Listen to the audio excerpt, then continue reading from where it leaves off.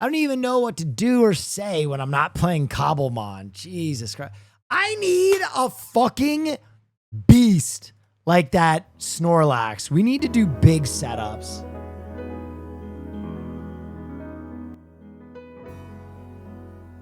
I am, and I'm wonderful, and I'm... Man, is Giga addicted? It's so fun.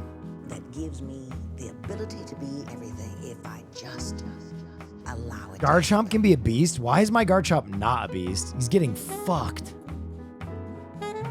It's about not going against the grain. It's about not batting your head against a wall that will not come down. It's about saying, open this. His nature is shit. Got it.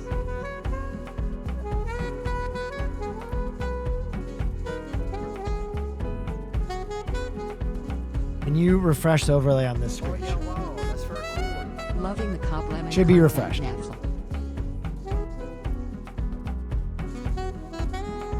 He needs Dragon Dance? Dude, I need a bunch of TMs. I don't even know how to do it. Open this wall for me, please.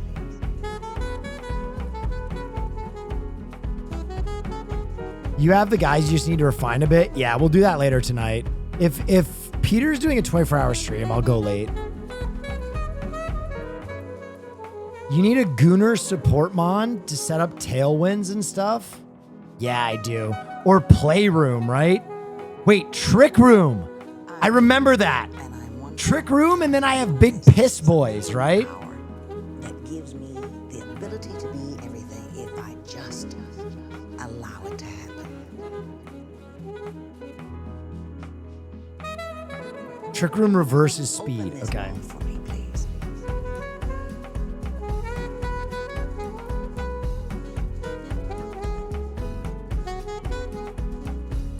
Only if your Pokemon are Giga slow. I feel like we could set that up. I feel like no one would see a Trick Room coming. You know what I mean?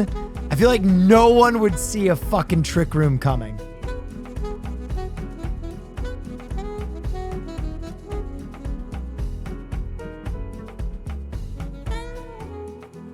Wolfie will? Well, we're not going to beat Wolfie. Wolfie's a fucking pro. All right, ladies and gentlemen, is there a new Joe is Hungry? We can start with that. Jesus Christ, all I want to do is play Pokemon. My brain is rewired. We have a new Joe is Hungry. We can rewire my brain right now.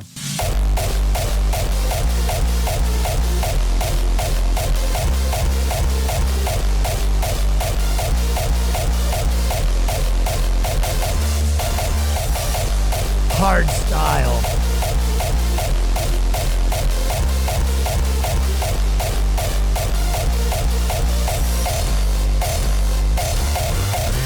Whataburger. I miss Cobblemon. It'll come back in like 2 hours. Have you played Pokorogue? I love Pokorogue. If you haven't been here before, my name is Joe, and this is the Joe is Hungry channel, where we never shy away from reviewing a burger, for better or for worse, right here within the city limits of Fairmount, Georgia. Gabe C., thank you for your support, and happy birthday on January 12th. Ingla, Hannah, Alex, and Jaslyn, Anthony, Emily, and Braden, I want to wish each and every one of you a very happy, hungry birthday. With that out of the way, we're headed over to Whataburger to check out their newest returning limited time offer. The Monterey Jack Burger, which is constructed with 2 5-inch beef patties, 1 slice of American cheese, another slice of Monterey Jack, grilled peppers and onions, jalapeno ranch sauce on a 5-inch hamburger bun. Each one of these alone will contribute 1,100 calories to world obesity, run your blood pressure through the roof with 2.5 grams of sodium. I have the full nutritional information on the screen and in the description below. To make one of these burgers your own, you'll have to lighten your wallet to the tune of $9.49. Make it a medium combo. Well, Cobblemon calls to you. I know! I'm trying! $12.99 before taxes in Georgia. Fortunately for us, probably not for Whataburger. In light of their past performance, they have individual serving weights in their nutritional information. Each one of these are supposed to weigh in at 401 grams or 14.14 ounces. If we take W, Caroline, and Hassan, you have cool people around you, right? They're pretty rad. These weights and do the appropriate mathematical calculations, we come up with a preliminary, and I do stress preliminary. Go back to Cobblemon. Everybody chill. We will go back to Cobblemon in a few hours. I need to reset my brain chemistry. It's too much Cobbelmon. The road 67 cents an ounce because in the last review they didn't fare so well. You've done this now, you've done it before, why should anything be any different? So Whataburger, what a shame. Again, you fail. The Joe is hungry weight test. Are they going to live up to their advertised weights this time? Are they going to be served piping hot in a timely manner? Well, we will make that determination when we roll the drive-thru at Whataburger in Kennesaw, Georgia.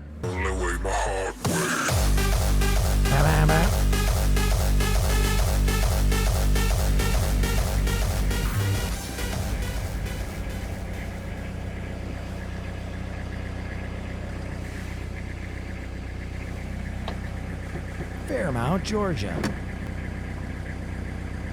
Hello, thank you for choosing Whataburger. What can I get for you? Could I get 4 Monterey Jack burgers? Is that 4? Yeah. Are these meals? I've said this before, and I know Texas people get so angry. I am not a big Whataburger guy. I went to Whataburger with high expectations, and I was like, ooh. What else? That's it. Can I get a name? Joe, 4024, first window. thank you very much.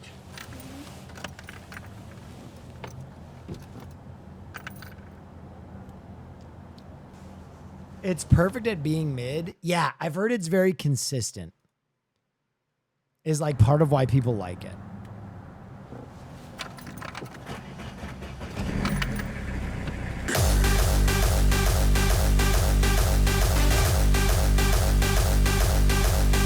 Do you like In-N-Out? In-N-Out, I think, makes about the best fast food burger, but everything else on their menu is chaotic. Like, their fries are so bad. Maybe the worst fast food fries there is. Joe, I didn't hear what you said. Did you have a drink? No. All right, pull up to the white line. The penalty box right over there? Yellow line? Okay. The hard style with him waiting for a burger is actual poetry. This is actually the new meta. Thought you loved us, Will. Did we not give what you wanted, what you needed, what you craved? You just used and threw us away.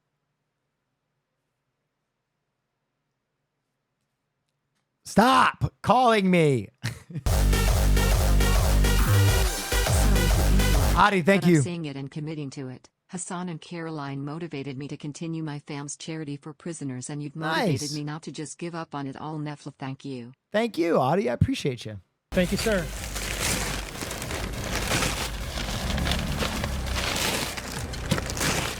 I've got my Monterey melts. Let's pull off to the side and do the Joe is hungry. Needle point. Temperature Thank test. you. And thank you for the hype train.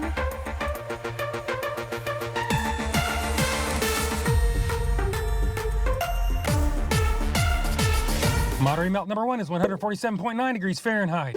Monterey melt number 2 is 143.1 degrees Fahrenheit.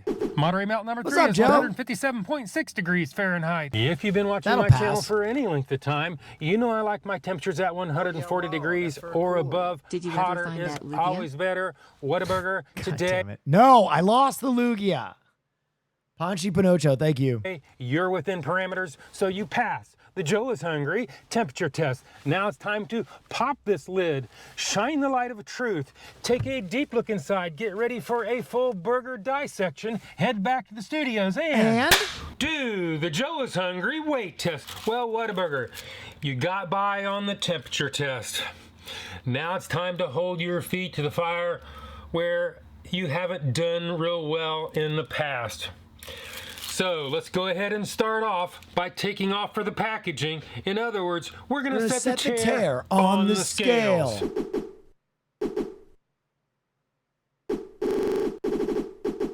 Well, Neff, thank you for investing into Pokemon cards for your family. You are a great guy.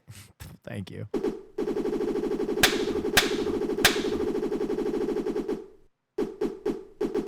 Burger number 1 weighs in at 11.45 ounces or 324 grams. Burger number 2 is 11.30 ounces or 321 grams. Burger number 3 is again at 11.45 ounces or Underweight. 324 grams. Well, Whataburger, you got your weights down? Apparently you're paying attention to something that you're doing because today I thought those were underweight. I was wrong. you pass the Joe is Hungry consistency weight test. But unfortunately, you are consistently well below your own post. Never mind. I was right. I was like, wait a minute. He's saying they did good. I must have slipped up. Serving weights. In fact, it's 2 3/4 ounces consistently. What a shame. Some people might even call this fraud, but I digress.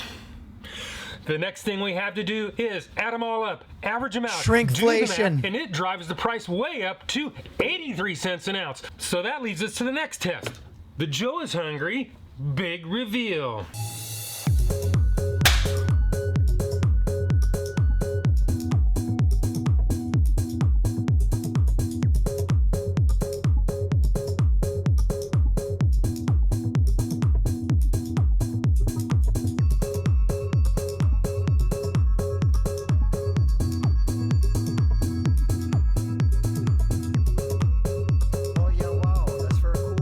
Neff whammy. Neff whammies. That looks like ass. Whataburger kind of always looks like booty.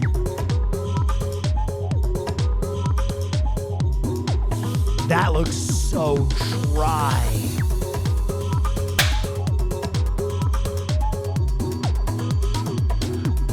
This is what it actually looks like, and this is what Whataburger would Happy make New Year, King Why Neff. does that look like Christmas themed? you believe it looks like. This is what it looks like, and this is what a burger's ad photo that makes you think this is what it's going to look like when you get it out of the drive-thru, but it really doesn't. We've seen what it looks like, and we saw how much it was. Not such a great deal after we threw it on the scales. What a shame. As far as it looking like the ad photos, gosh, I'm not really seeing it. It looks like when they made this thing, they took a smoke break and used it for a stool to sit on. It has definitely got that flat factor going on. And as far as the ingredients, we can look at the autopsy photos on the fried onions and peppers and see how much we actually got as opposed to what is supposed to be hanging out of the edges, which it's not. Oh, goodness. Well, guys, let's go ahead and do the Joe's Hungry Bite Test. So it is Bite test. Bite Test Engage.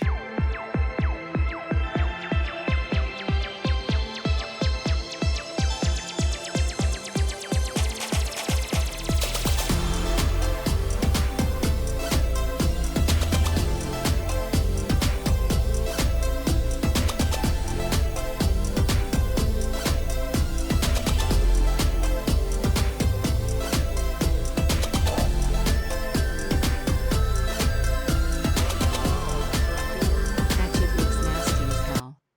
What? That shit looks nasty as hell. True. Dude, I gotta be honest. How do you fuck up a burger so badly?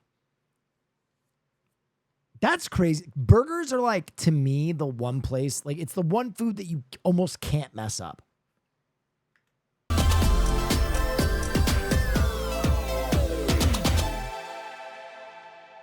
I just can't get past the lack of fried onions Let's and go, Joe. peppers. Thank you. I really don't understand what's going on with that. However, I can't Mass taste the production? No, that's the thing. Like, burgers, even in their inception, were like the food of mass production.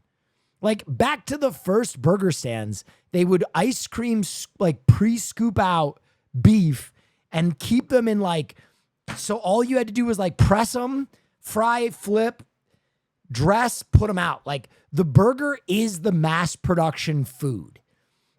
So, like, even that can't really hurt your burger. I don't know. It takes a special kind of negligence to have a burger restaurant and fuck up burgers. American cheese, but I can barely detect the Monterey Jack, which is kind of a shame because that's what they named the burger. Overall, the taste was okay. I mean, the burger patties were moist and well seasoned, but in general, the burger was underwhelming, unattractive, and generally not executed well. And speaking of execution, before I drive the final nail in the coffin, we need to reverse the flow of time, look into the past, get Shadow Joe's take, and Hold on. Wait, what? Not working in a fast food joint makes you think Neff there's Boomer minimum wage places. burgers, Neff Boomer. These places just have all the ingredients on deck. These GMs and managers will intentionally fuck up inventory to save money.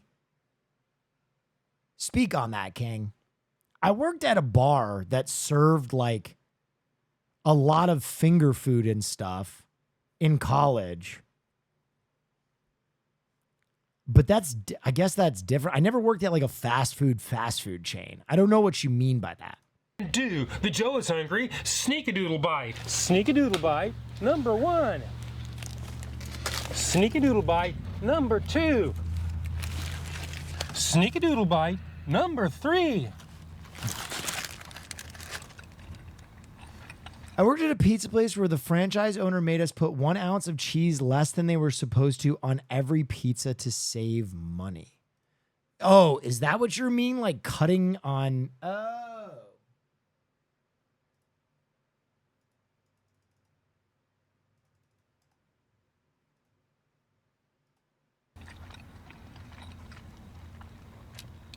It is juicy. I can taste the American cheese. That jalapeno sauce gives it about a 1.5 on the Joe Heatometer.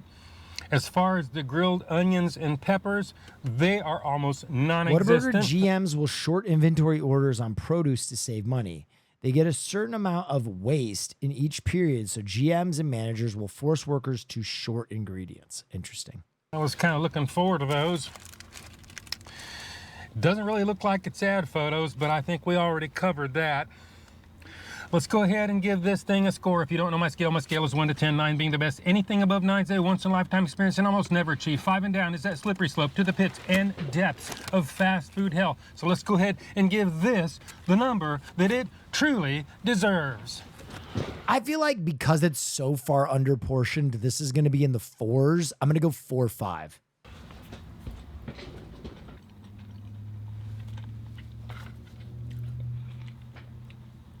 What a burger. What a shame. How far we have fallen. Might be For under 10 that. bucks, I expect a lot more than that. And if I was the one... Do you not post on YouTube anymore? I can always watch the stream, so I look up on YouTube. We are ramping the YouTube back up. We had our first video in 6 months come out, but we have another 3 on deck. Keep your eyes peeled. We have a bunch of YouTube stuff coming out. Please support the YouTube. We want to build the YouTube. Who made that and sent it out the drive-through window to someone, I would be embarrassed.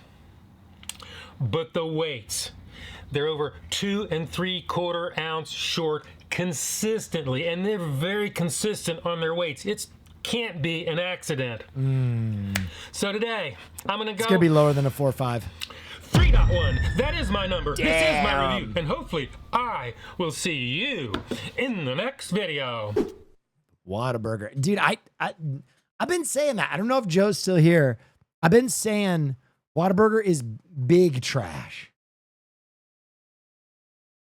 I'm calling Peter real quick.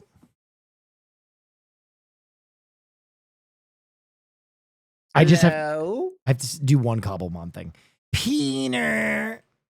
Will. Peter, I lost a star battle. No, Will, why would you do that? That's such a thing you shouldn't do. I would have won, but Siren had a Snorlax that was like a raid boss. Oh, no. Yeah, it was like a fucking raid boss. It had a helmet that every time I attacked it, it did damage. It could put itself asleep and attack in its sleep. It was like insane. So we need to figure out our own raid boss. It might be a Blissey or whatever, but We need big loot, Peter. We could do Blissey. I'm down for a Blissey. Peter, they're coming hot and fucking horny. Okay. Oh I ran into a we goddamn. We should recruit them into the goon squad. They sound perfect. Yeah, I ran into a fucking brick wall. I mean, she only ended up beating me by 1 mon, but the Snorlax was like a solo carry. Like a Titan, I see. Yeah, it was like crazy. Of industry. Got it. Okay. You're doing your 24-hour stream, right? Yeah, I'm going to do Right not now. today. I'm going to do today. it. No, can't do it. I can't do it. We have to. I'm going to play till really late today, but I can't do it today because I have a shoot tomorrow. Don't scam your audience, Peter. You spun the wheel, Peter. I have a shoot tomorrow, Will. Peter, don't scam. Leave the stream open. Well, no, I have a shoot tomorrow, Will. Okay. All right. I will be on in like 2 hours. Will you still be on? Yes, I'm playing Marvel Rivals right now. My party queued without me because they hate my guts. Okay. But so I'm playing Minecraft until they're done with their game. All right. I'll be on later. All right, sounds good. Bye. Sounds Bye. good. Will, bye. Now, what else are we doing? How about Ditto for Peter? All right, let's give Urshifu a little workout here, shall we? Wait, what do you send chords? Well, Well, a rock smash.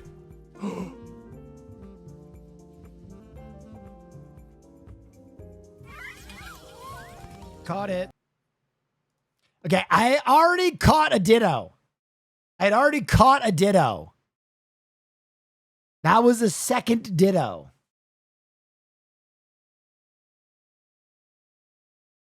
Is that Pokemon Minecraft? Yeah, it's been really fun. You want to watch a vid tearing me apart? Elon Musk is lying about being good at video games. It's a Quinn video? Wait, what? Wait, isn't he supposed to be really good at Diablo? At Hold one point, I was, maybe one of the best Quake players in the world. You're actually like a world-class, incredible video game player. Yeah. Paragon board and the build, you're also an innovator there. Yeah, I've played a lot of video games. You think about like StarCraft, any game where a lot of people are Yeah. playing. To rise to the top, you have to be exceptional. Period. As a Yeah. human being. Yeah. There has to be something exceptional about you. Yeah. There is, okay. Listen, I don't like to just bash people, right? And I know Joe Rogan gets a lot of shit already, some of which he's very much due coming his way. But I think some people just smash on Joe Rogan almost too much. But I will say this. Joe Rogan wouldn't give a shit about video games at all if it wasn't Elon Musk. Like, that is him inventing an interest in video games and a praise for video games that, like, he would not have unless he was praising Elon Musk, right? There's no way Joe Rogan follows up that statement with being like, you know who's fucking lit? Faker. Like, I bet he doesn't know anybody else in the world of gaming. So I don't know. That statement just seems funny to me in general. Are you in the top 20 in the world or Yeah. top 20? Wow, in Diablo. Yeah. Shooting rockets into space, making e-vehicles, starting a new department of the government. I actually let myself think maybe he actually is an alien because Joe is actually a huge gamer? Really? What does he play? There's just no way, unless he's paying people to do it for him, which obviously he's not. So let's start off with some context. Elon Musk's character is currently level 97, aka rank 12 on hardcore, that's permanent death mode, trade league. Let me try to give you a quick understanding as to how hard it is to get to that level. 2 weeks into the league, when people are playing the game, literally they're staying up 40 to 50 hours without sleeping, only playing Path of Exile, and they are the most try-hard guys in the world. The highest ranked player on the hardcore trade league was level 93. Quake? Okay, and you're thinking about yourself, that's kind of close to 97. Every time you level it up, it becomes exponentially harder to gain experience. A lot harder and a lot harder. Okay, so these players, to get to 97, have to be playing the game every day for the majority of their day. Currently, Thank God I never did a Diablo challenge, right, guys? Thank God I didn't cry after getting level 100 in Diablo that one time, right, guys? Surely I didn't cry after stream. It's not tough at all. What is their highest ranked player? They're level 97, same as Elon Musk. So, I mean, he effectively has been playing, pretty much just doing nothing except playing Path of Exile. So let's just go over You're on some the of the things that statue? happened. Real shit. So for those of you who don't know, who don't watch me often, or didn't watch me like 2 years ago, when Diablo 4 came out, Wow, that's for a cool. you know, a lot of people grouped me in with some of my friends, Cutie Cinderella, Austin Show, Hassan Piker, who suck at video games. And so oftentimes people assume that I suck at video games as well. And I would say I'm not good, but I don't suck. And so I was like, oh, dude, I used to be one of the best in the world at Diablo 2 when I was like 13 years old. I can still do what I used to do, and I'll prove it in Diablo 4. I'll be like a marathon gamer. This will be awesome. And they set up a challenge where the first 1,000 people to get to level 99 or 100, I forget, 99 or 100, in Diablo 4 hardcore would get on a statue. Now, for those of you who don't know hardcore mechanics, when your character dies, it is deleted, right? But here's the thing about Diablo at launch. It was kind of fucked up. It needed some tinkering.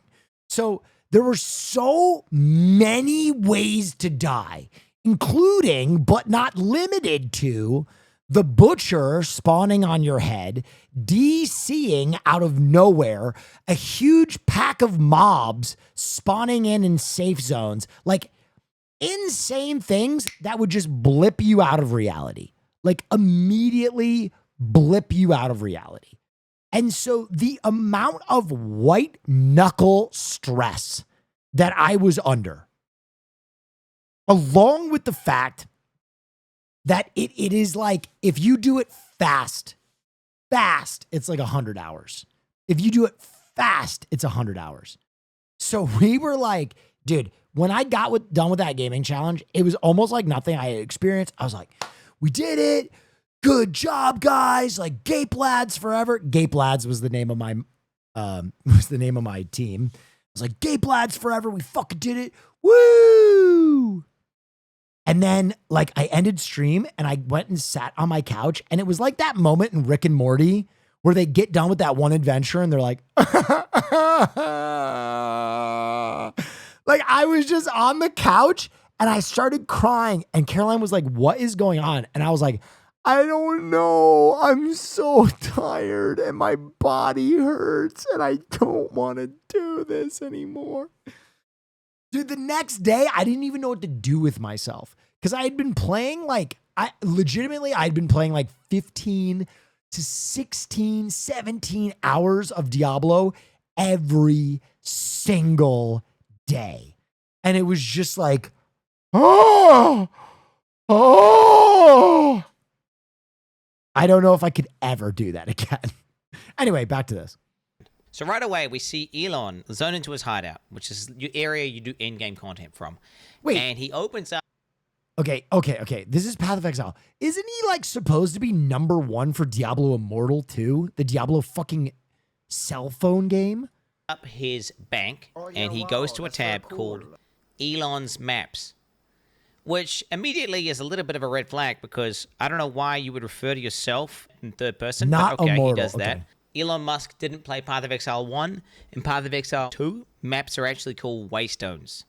And he never actually refers to them as maps. He calls them... Play another round here. This is a hard level. Waystone. So it's just kind of weird that he's, again, called his tab Elon's Maps. So almost like someone who's a Path of Exile 1 veteran, you know, is kind of making that tab and be like, Elon, you know, there's a tab there called Elon's Maps. Grab your map out there. I've rolled them all for you. They're nice and easy. He then proceeds to walk up to his map device and go to put a map in. The literal first thing you learn upon getting to the end game is how to operate this map device. You're going to start off at a node, and then from that node, you can go to adjacent connected maps. Now, Elon, he's trying to click. Oh, he's trying to do the map that's not in the chain. He's just clicking a map repeatedly, trying to access it. He was not eligible to enter that map. I just want you guys to understand, this is one of the highest level hardcore characters in the game. He would have played thousands of maps at this point. Holy shit, he paid someone to play Path of Exile for him?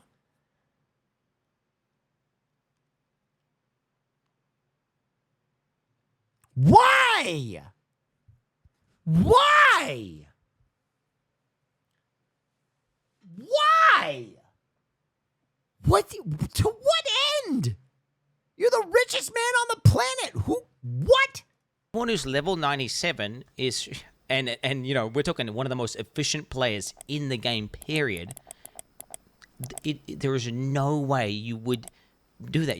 Why? Just like sitting there like some sort of geriatric old man. You know what's really interesting? Quinn is absolutely right. Like the level of efficiency that you get when you play a video game for this many hours is crazy. Like I remember by the end of my Diablo push, like my brain was so Diablo hardwired that like I would look at things and do things so fast and so indiscriminately from like muscle memory that it felt strange. Garfield's Lasagna, thank you for the raid.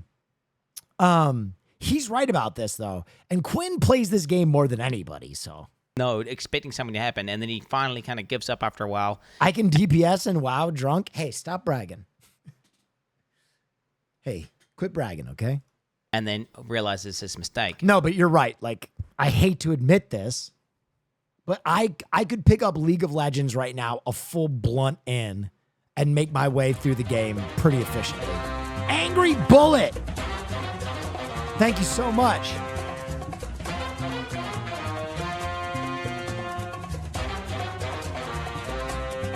Thank you, Angry Bullet. Dude, I remember a time like when I was still broke in Los Angeles, I would go out absolutely hammered and I would come back from the club and I would run like 2 rounds of League, like obliterated. I would play League. Now I wouldn't win necessarily, but I would play. Sweet roll!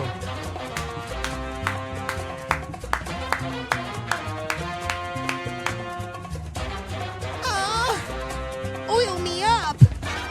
Thank you. Thank you. Appreciate you. We then get a look at his inventory. So Elon Musk is stuck going into the map and with full bags. If you're an efficient player, you're going to clear a map, you're going to loot the valuable items, you're going to go in, and you're going to take those items and you're going to basically look through the good ones, keep the good ones, list them up for sale, and then truck away the trash ones. It's almost like he has no understanding as to like what what items are or what you're even supposed to do with them. So now Elon zones into the map. So what I've been doing here is just boosting my shield before battle via meditation. Meditation before battle is always good. And he starts killing monsters. He starts obliterating monsters with his character. But what becomes obviously apparent... Chaos Orb, no loot filter. Filter is like, no, he's just running past Chaos Orbs. He just ran past the Chaos Orb. Chaos Orbs are one of the most important currencies, and they're also really rare. I have about 140 Exalts. I have like 9 Chaos Orbs. Just so you guys understand. So in Path of Exile, the devs are these evil guys, and they talk about feeling the weight, and they effectively just drop tons and tons of items. Cool. And you have to know what to pick up. So what GGG have done, the people who make the game, they've made this system called loot filters, which gets rid of 90 to 95, even in some cases like we're talking 98% of all loot that drops. So, okay, again, I hate to compare my experience. We did the same thing in Diablo, right? We set it so only like yellow and above, rare and above, we were looking at. Everything else, we just trash. Otherwise, your screen is just cluttered. Yeah. And you won't even notice when you get a good drop. It's unfathomable for someone to be in the top ranks without a loot filter. Yet, Elon Musk, the god gamer, he doesn't play with a loot filter. The only thing Elon does pick up are maps, because the default in-game loot filter highlights those. Those things are worthless. The actual items of value that he should be picking up, that he would have had to pick up in order to get the gear, leave it on the ground. anyone who's been playing the game and is a complete expert, we're talking he's cleared thousands of maps. He's been playing that character for hundreds of hours. He's going to be pretty damn good at, playing the character. He gets to the boss. He's fighting the boss. And I want to say for about 10 seconds, he sits there and he's out of mana. Mana is a resource in this game where you need it in order to use your abilities. He just sits there, default attacking the boss without activating his mana flask. Anyone who's played the game and understands the character would understand, like, oh, I'm not doing any damage because I'm out of mana. Elon Musk takes 10 seconds. He then goes on to loot items off the ground. He starts dragging them into his bag. Like, I don't even know how to describe to you how painful that is to anyone who actually plays the game. Oh, he's not. Oh my God, he's not shift clicking. That's like your first 10 hours. That's like before you learn the keystrokes. You know what's okay? Just dialing back a second. You know what's crazy to me? Like, you really think about how high rank his character is. Like, he's not boosted. He's giga boosted. He's like effectively one of the strongest, fastest characters. Thank you so much for that. You're going through. No, I appreciate that. I'm just glad I get a chance to entertain again. Anyway, he has to have one of the best people in the game playing the game for him. So there is a good chance, right? There is a good chance someone like Quinn would know who is boosting him, right? There is a good chance that they know who's boosting him. I wonder if you're boosting the richest man in the world, if you have to like sign an NDA before you do that. I wonder if this guy signed like an NDA, like a full legal contract stipulating like you're not going to play Path of Exile outside of Elon's character. You will not talk about Elon Musk. You will never reveal multiple guys. You think it's multiple guys? Full roster. Interesting. A team? Well, he would still need to get like the Avengers. You can't just hire like any group of levelers to be that high on the board. Like you need, it's hardcore too, right? Oh yeah, wow, that's very cool. Got my free Neff sauce and it slaps. Sorry you had to pay for shipping to New Zealand though, lol. No worries. Appreciate it. Thank you. Dude, you know what's, okay, sorry, side note. You know what's really funny? I don't like to bag on anybody. You guys know I don't like drama at all. It's not my thing. But I was watching a brief documentary about pink sauce today. I don't know if you guys have ever heard about pink sauce. Pink sauce was a sauce that came out at around the same time my sauce came out. And pink sauce poisoned a bunch of people. And Neff sauce has been received by almost everyone as a delight. So it was really kind of like, I don't give myself really much credit as like a creator. Like I don't take much time to be like, hey, good job, Will. You did a good job. But I was watching this pink sauce documentary today and I was like, damn, good job with Neff sauce, man. You made a sauce product that a lot of people like, that hasn't made anybody sick, that ships internationally, that we've only had like 20 broken bottles of the 1,000 we've sold, knock on wood. Yeah, I don't know. Thank you guys so much for making Neff sauce such a successful product. Neff sauce is, you guys want to hear something crazy? I was talking to the guys at Fourth Wall. Neff sauce now is like one of the more successful streamer products, which is crazy to me. Like it's not in the top tier with like Oompa or like any of those like insane products. I'm not saying that. But as for like streamers who have made something like merch, you know what I mean? Like a merch line, Neff sauce has done enormously well.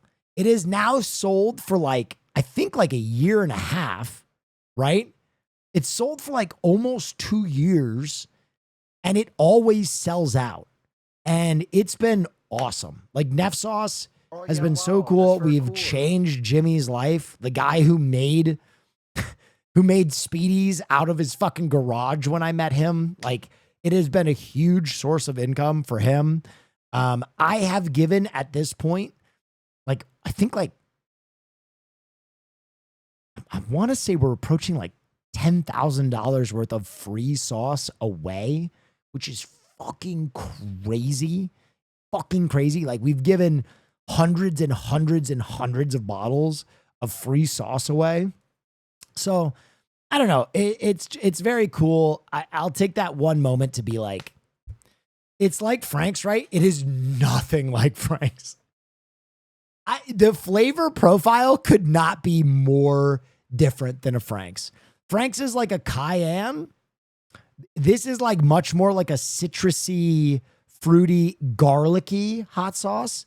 People say it's more of a sauce than a, you know what's crazy? Okay, this is really funny. People's sauce tolerance. Oh, someone's giving away sauce right now. There you go. More sauce given away. People's sauce tolerance is so varied because I have people tell me, yo, Neff sauce isn't even hot sauce. It's more of just a sauce. Like you can just like drink it. It's whatever. I took Neff sauce home to my Midwestern family. You would have thought that I poured molten lava on their food. I shit you not. My Midwestern family, a lot of them, as you know, I went home to help my cousin with some of the last rounds of his chemo. So I was with my extended family for a long period of time, and I brought a bottle, and a lot of them tried it, and they were like, it's got a bite. I was like, what?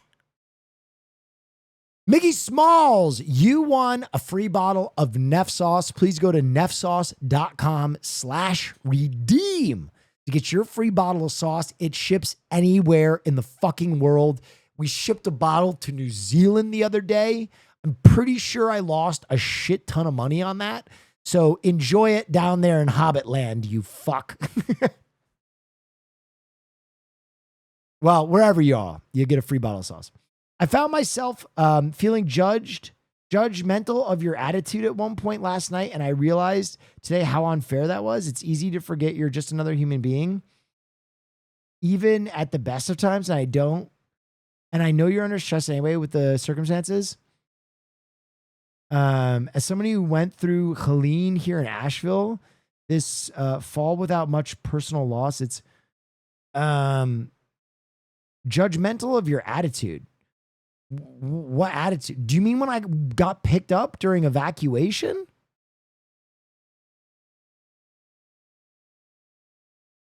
I'm going to be honest. Like I was actually, listen, I'll talk about that. I got picked up while I was evacuating, and I'll be honest, the attitude that I put on probably didn't match how I was feeling inside. You have to understand, now I am a person that has been on screen, has been on film, has been on live for like over 10 years, including BuzzFeed. And so I am so used to like snapping into my entertainer character that there's going to be few times in my life that you put a camera in front of me that my immediate thought is not going to be entertain the people watching. Because I know that even when I'm getting like picked up by a Hassan Piker while I'm evacuating, there are people watching that are going through the exact same situation. And what I am good at is being funny. I'm not really the best informative person. I'm not really the best like introspective person. I try to be introspective and honest, but I know I'm not the best. He's talking about Cobbelmon.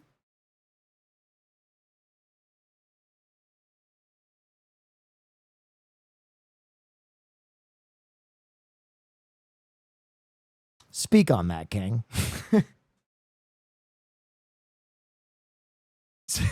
Speak on that, King. What about my Cobbelmon play?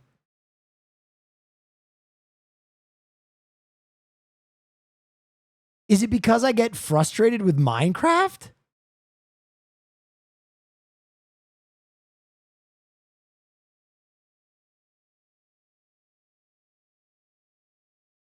You didn't even have an attitude when Hassan picked you up? Yeah, I know, but I think like, I do think that some people were unnerved that I immediately went into comedian mode, which I understand. I think people forget that like, I'm a comedian first and foremost.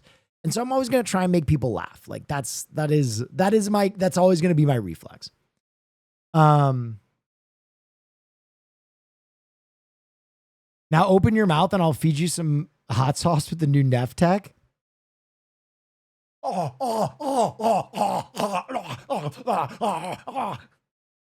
Sorry, you were saying? Oh no, it's in my eye! Cool. Can you recommend any hot sauces that taste similar to Neff sauce? Bro, that's exactly my point. Sorry for writing such a long-winded thing. I was just saying that I was like, this guy is being annoying and grumpy and related to your circumstances. Remind me of humanity. Oh, okay. No, that's kind of my thing, is being a grumpy old nerd. Like, it's all kind of part of the character. I don't hate Minecraft. I think that it is amazingly difficult for a new player. I think Minecraft is way less approachable than Minecraft players think it is. Like, I'll be honest, Minecraft probably has more key shortcuts that you use typically than any other game, I would say, by like a wide margin. There's probably at least 70 key commands that you're using regularly in Minecraft. There's a Guzzlord out there like just waiting to be caught in like a that 30-minute wasteland. period of time. Hope you catch And if one you don't soon. know those key commands, it's not very approachable. Oh, we got a new sauce giveaway. Anyway, I just know that that's a character. I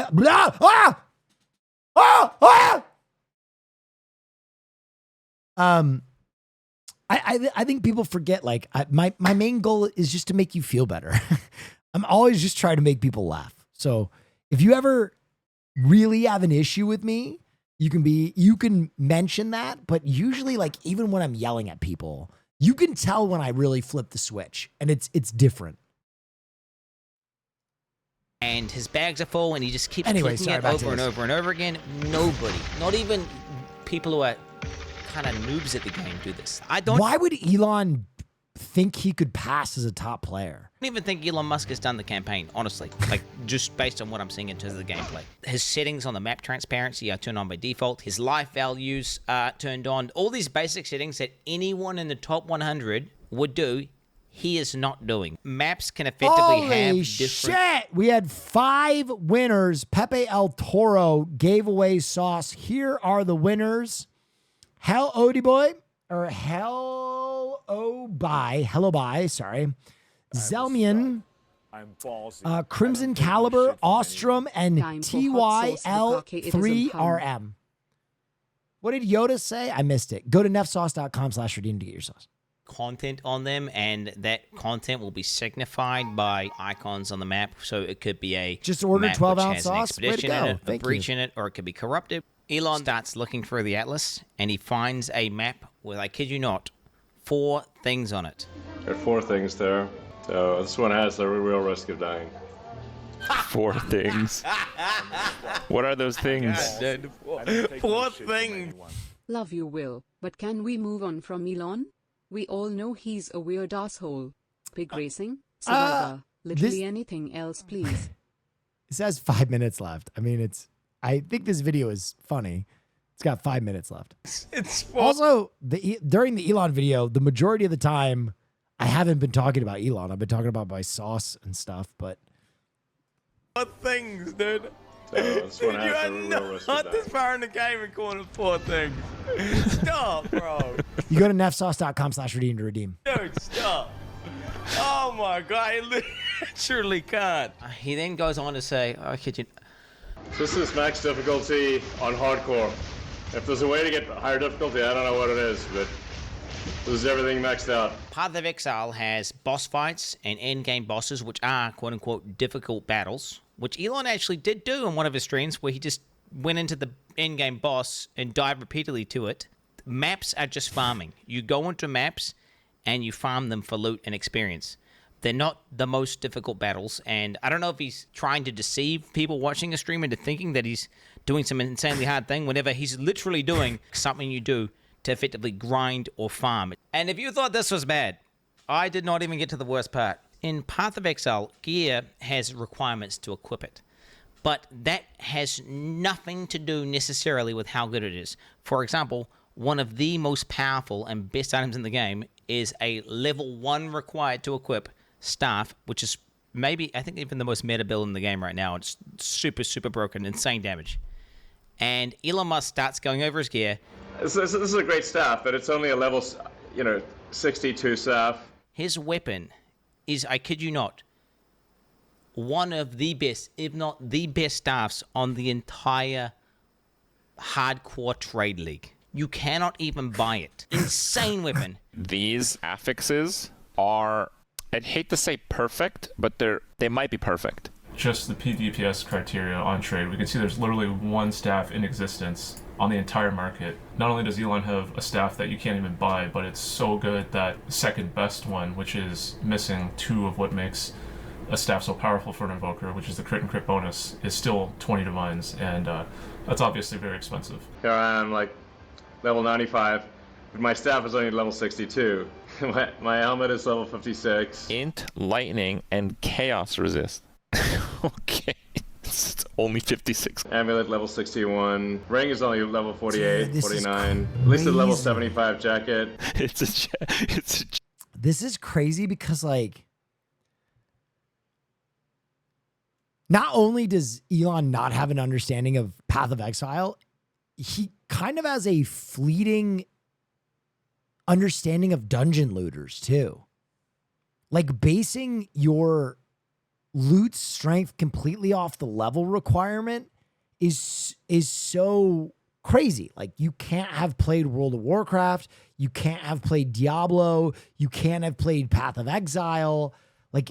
It's kind of indicative of not even being a gamer. Jacket with the 6 things. Yeah, tell us how bad the item that only drops from the highest difficulty of the hardest boss. Just tell us that it's only level 52. Did you find this at level 52? That's impressive. Level 52 here. They can only ever be level 52.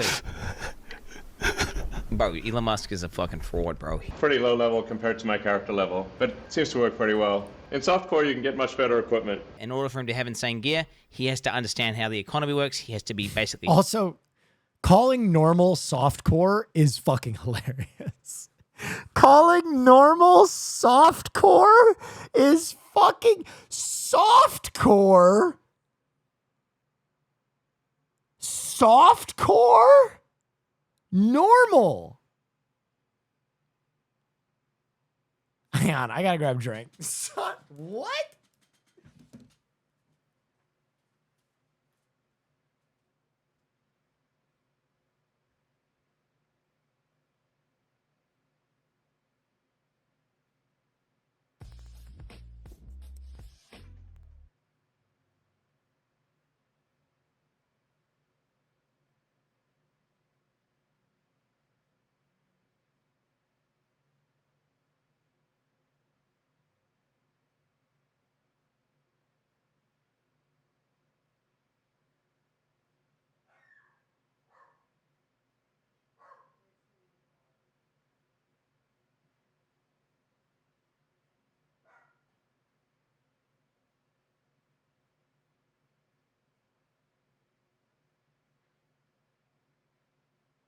Oh yeah, wow, that's very cool. 3 months, BB.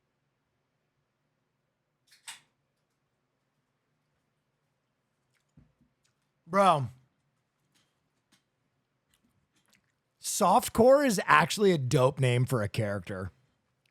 I might name a character Softcore.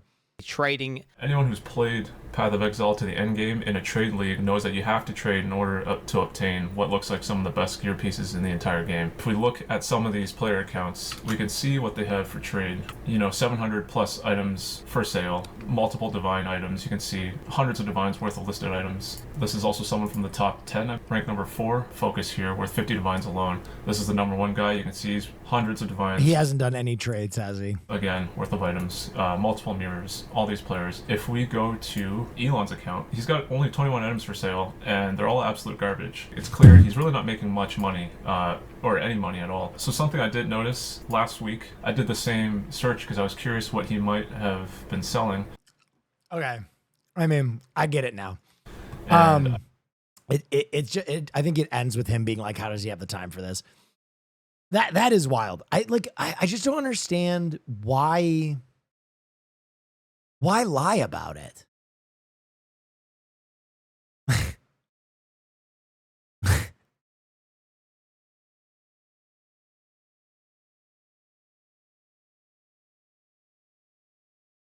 The Ducktail Moon theme you were looking for? Stop.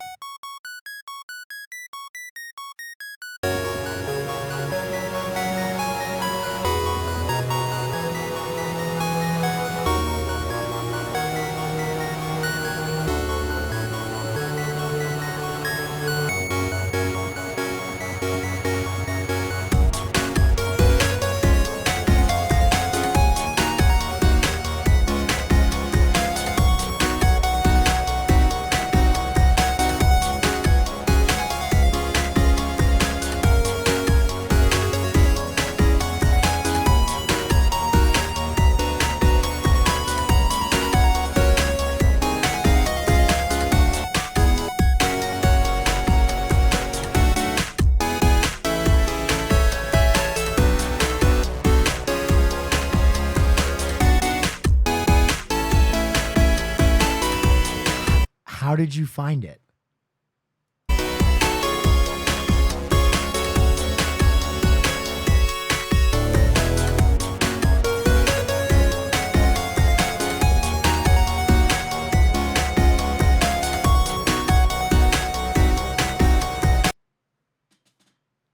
Okay, to my credit, I swear there was a video for it at one point. But I think this is it. We are The so back One with your Piece stay safe, is boss. real!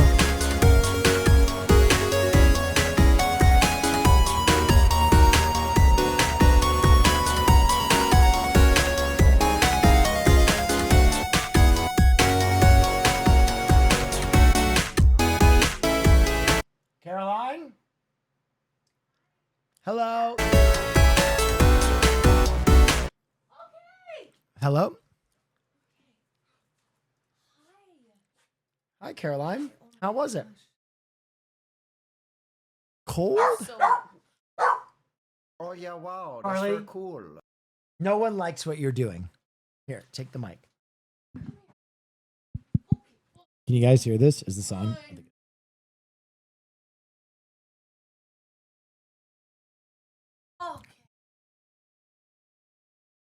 Okay. No, Mom's. Hi, guys. Hi, everyone. If you tuned into the stream earlier, thank you so much for watching. I think it was one of those things when we all got in the car and we were. Wow. That was. It was a lot. Amazing experience. Yeah. Talk to those. Yeah. And I just feel I feel grateful that we were able to do that. Shout out to Scott the guy who we were talking with at the end of the stream, who we were give you him. He is like, you're gonna go to your There we go. So the way that this went down is late last night at like 3:30 in the morning, I texted Hassan because I was like, hey, I've been looking around for like places to places to donate to, just other resources, and I wanted to like see how to help out incarcerated firefighters because I've been covering it a lot on stream. And I know Hassan has as well, and so I found the Anti-Recidivism Coalition and Scott Ruddick, and so I screenshotted it. I sent it to Hassan. I was like, "Hey, I'm gonna try to connect with this guy. We have some mutuals." And I think this would be an opportunity, a really great opportunity here to maybe bring these guys food. I saw on, a friend's Instagram story that they brought burgers a couple nights ago. So maybe we can do that and like have conversations with them so we can bring light to this. Someone asked they went to jail fighting fires. Do you want to explain to chatters? No, they did not go to jail fighting fires. So there are programs in California where incarcerated folks can train as firefighters. So they're not so their main job is to clear out vegetation. So like all the guys that we were talking to on the stream, they've been digging trenches. So they're trying to stop the fires by digging these trenches, by clearing out vegetation. It's very labor intensive. It's very labor intensive. They work for 24 hours on and then they have 24 hours off, and it's exhausting. And they make nothing because the California Constitution and also the United States Constitution allows for this labor to be essentially unpaid. It's why people refer to it as modern slavery. Now, the thing with the firefighting programs is it is voluntary. So all the guys who were there, it's voluntary, but there is, there's ethics around it being truly voluntary. And some of the guys I talked to were like, it's better than prison. Like prison is fucking horrible. So I would rather be digging trenches for 24 hours and have this at least. I get to be outside. I get to have this food. So it is voluntary. All those guys chose to be there, but there's also, the morality around it being a true choice. Better than prison isn't isn't great. Right. And then, what we're trying to bring attention to is the fact that the pay is nothing. It's essentially $0. They make like $25 a day. like true. No, I think that's what they make. Yeah. No, I'm laughing at just the it's terrible. And sorry, I'm a little bit like, right now. Okay, what were we talking about? Yeah. So we went to go talk to these firefighters because I think, one of the biggest things is just showing that these dudes are people that like, yes, they are incarcerated. Yes, some of them were incarcerated for violent offenses. So, I talked to some of them. They were saying when they were like teenagers, they committed armed robbery or something else involving a gun, which then locked them up for 20 years. Oh, yeah, wow, that's very cool. And what's up, you lovely people? I think it's just humanizing prisoners and well the idea is in what we hope is a country that makes an effort to be one of the best countries in the world, that even you treat even your most downtrodden or unsavory people with more tact and more class than the average country would. And it seems for dangerous labor like that, even if these people have a sordid past, we can do better by them. Yeah, and I think it's also recognizing the circumstances that a lot of these guys were born into, where they, they probably, like, I'm gonna be so real right now. The shit you did when you were a kid, is what those guys did. Okay, well, hey, hold on. No, now. I don't mean snitching. Wait, no. But I mean, like, I mean, like, you have more. Okay, I sold a little pot in college. Chill the fuck out, Caroline. Okay, I'm not talking about, like, I know you didn't commit armed robbery, but like, what we were trying to talk about is like Hassan was saying that and Scott was saying that. We're like, I did a lot of dumb shit when I was a kid too, but I had the resources and you know, I knew I was gonna be okay. Like even though I did shit that like a lot of these guys did when they were younger, and they didn't come from the same background, they didn't have the same resources, and so they ended up in the you know what I'm saying? I don't mean It's like all right. you. It's okay. It's all right. My sordid criminal past. Anyway, to just wrap things up,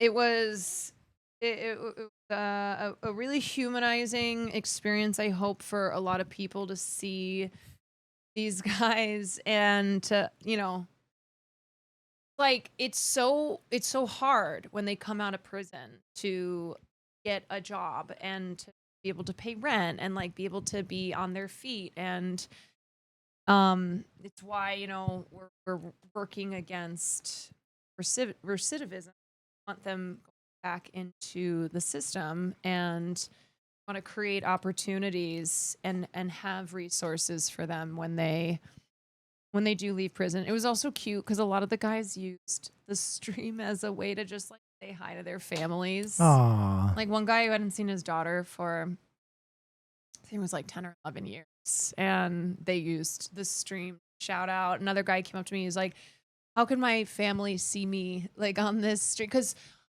I talked to a number of them who were my age, and they didn't know what Twitch was because they had been in for so long that they missed out on, you know, they missed out on something like Twitch. And so I explained to them what it was and how they could find, like, if their families wanted to watch them on the stream, that they could go do that, you know? Like, that's fucking awesome. That's so cool that they got to say hi to their families to that stream, that their families can go click on that and be like, you know, and see them and listen to them. Anyway. Ballsy. Oh, the LAPD. Great. Mr. Neff, would you mind This won't be coming weird. down to the station tomorrow? Please bring Miss Caroline with you. No, it's Oh, it's somebody. Yeah. It's somebody who. It's a said donation. They were LAPD. I was like, yeah. Oh. Okay. Thank you, Caroline. Do you want some food? You want me to order you some food? No, let me get you some food. You worked hard. Yeah, Gamge. Go Gamge.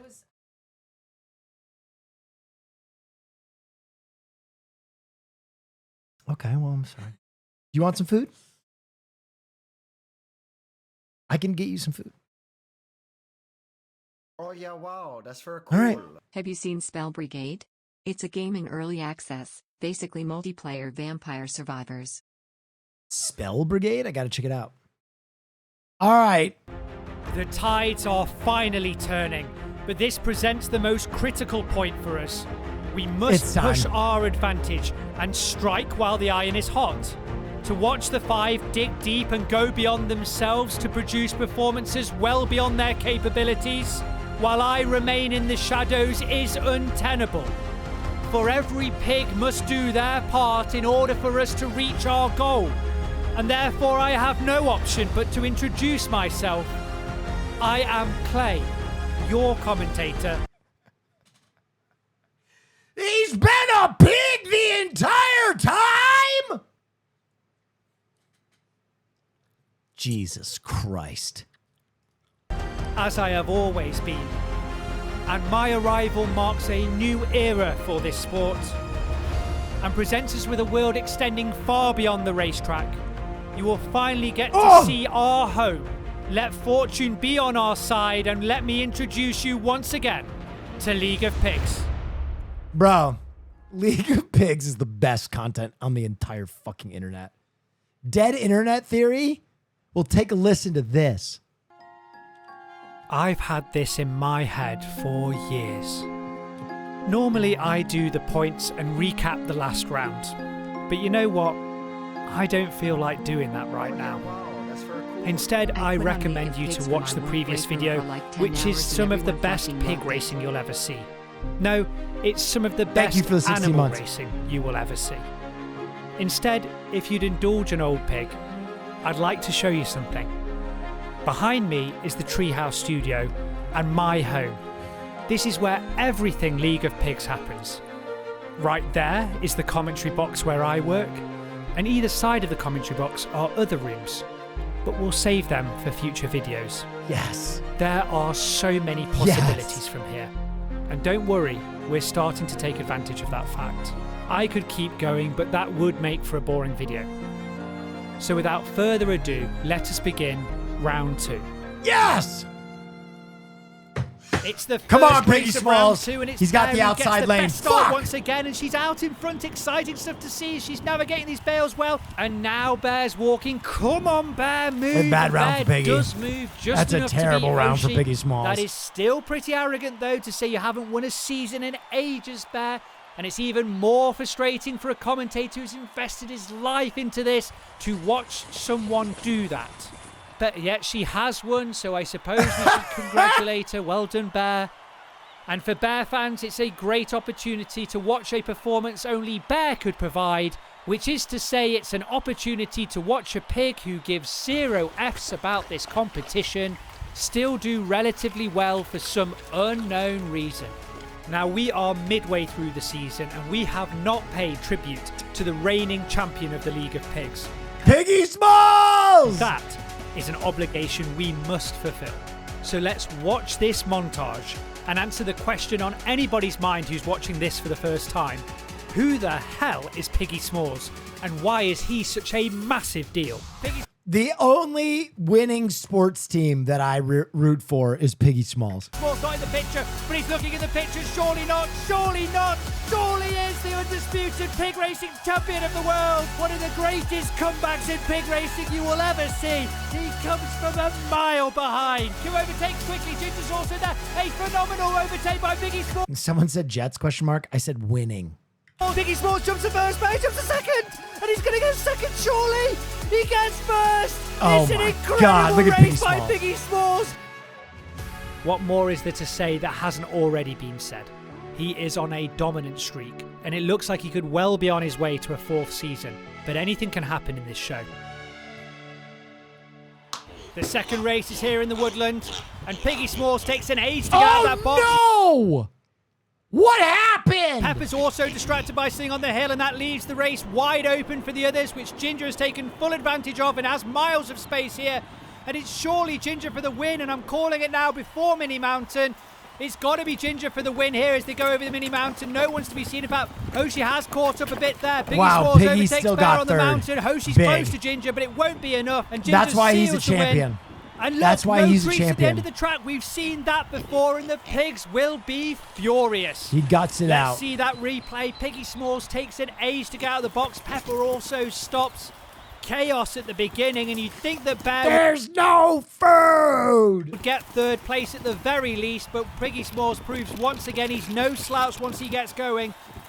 He still manages to overtake Pepper and Bear, though, and claim 5 points. And it's Ginger once again that moves forward.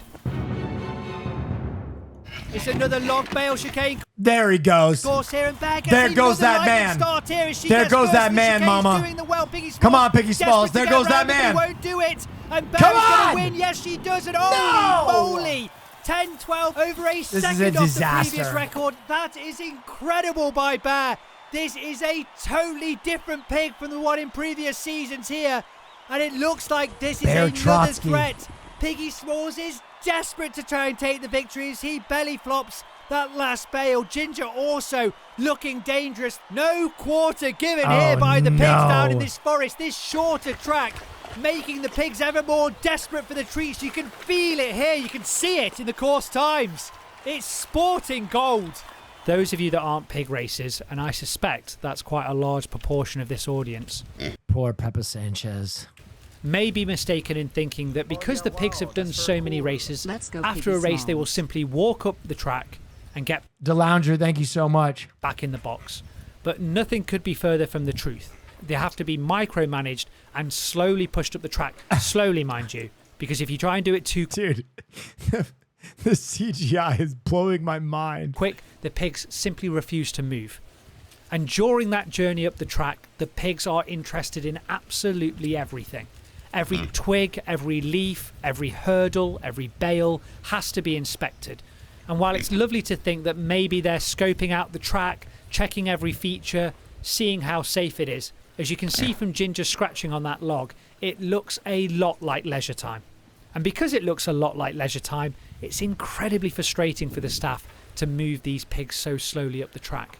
But what you are seeing is just one of many logistical nightmares this sport. Piggy Smalls runs like Derrick Henry. True. And I think the Jets need to look into signing him this offseason.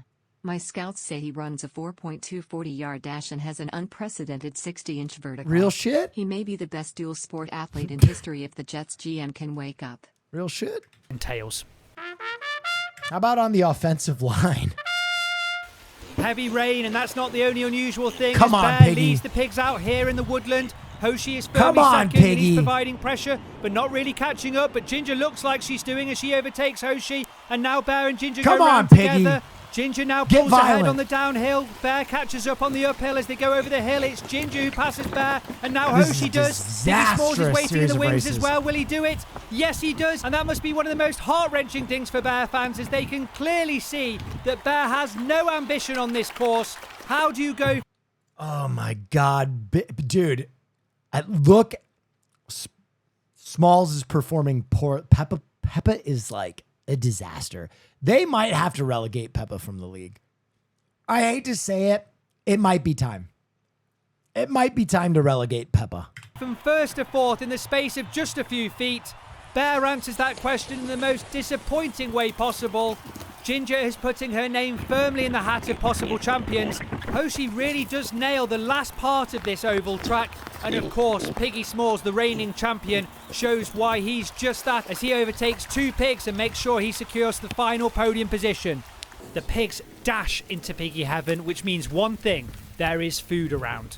These pigs would never break a sweat unless there was some food at stake. And to our regular viewers, they know exactly what I'm about to Apples. say. It is Apple Wars Part Think I don't know this shit. 3. Yes, we've had 2 previous parts, and we're doing it again. And don't you worry, it's not going to end at a trilogy. We've got more of these to come, and I'll tell you for why.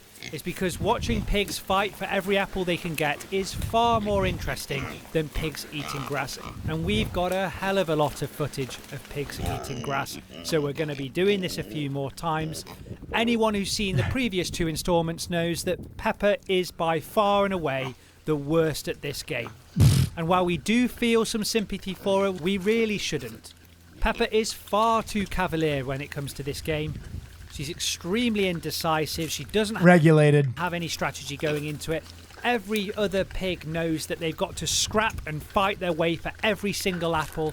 Peppa, on the other hand, has no concept of urgency. When she does finally get an apple, she doesn't even bother to try and protect it, meaning that she loses half of it to another pig. And as you can see, history is repeating itself once again as Peppa tries to get involved with some of Ginger's apple, but that's going to be too late. And I know for a fact there's no way she's getting that apple because Ginger is a master at this game. And actually, the pigs are now standing on the hill. The hill was a big feature in previous seasons, if you remember, because the pigs were continually digging it up. The pigs have stopped digging the hill, clearly meaning that they are satisfied with the end result. And why wouldn't they be? The hill lies on the west of them. They've dramatically reduced the size of the hill, allowing a lot of light from the evening sun to come in, and it's totally changed the area, in my opinion. They've done a fantastic job. And I've just realised I've digressed quite a lot, and this segment's gone on way too long, so let's just cut to the next race. Peggy Smalls needs comeback season. Here it is. Peggy Smalls comeback season. Peggy Smalls and not getting overtaken. Look at that open sprint. The race, but it might not happen here. And it doesn't happen here. Pepper scores her first victory in season 11. And Pepper? This may likely be the most popular race of the whole season. What? There is a tidal wave of support. Hold on.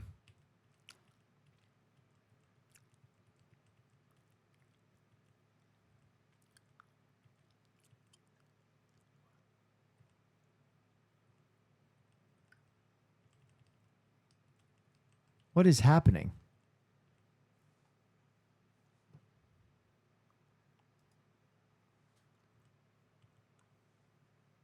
There is a... Why isn't it going forward?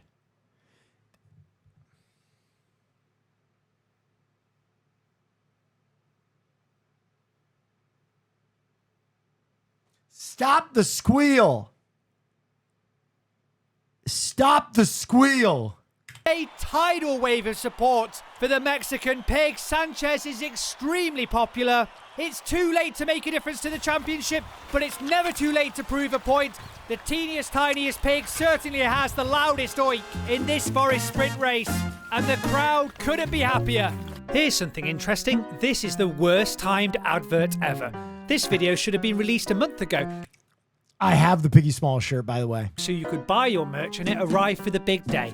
But we didn't, because we don't release a video until it's ready to be released. The holidays be damned. We march to our own beat.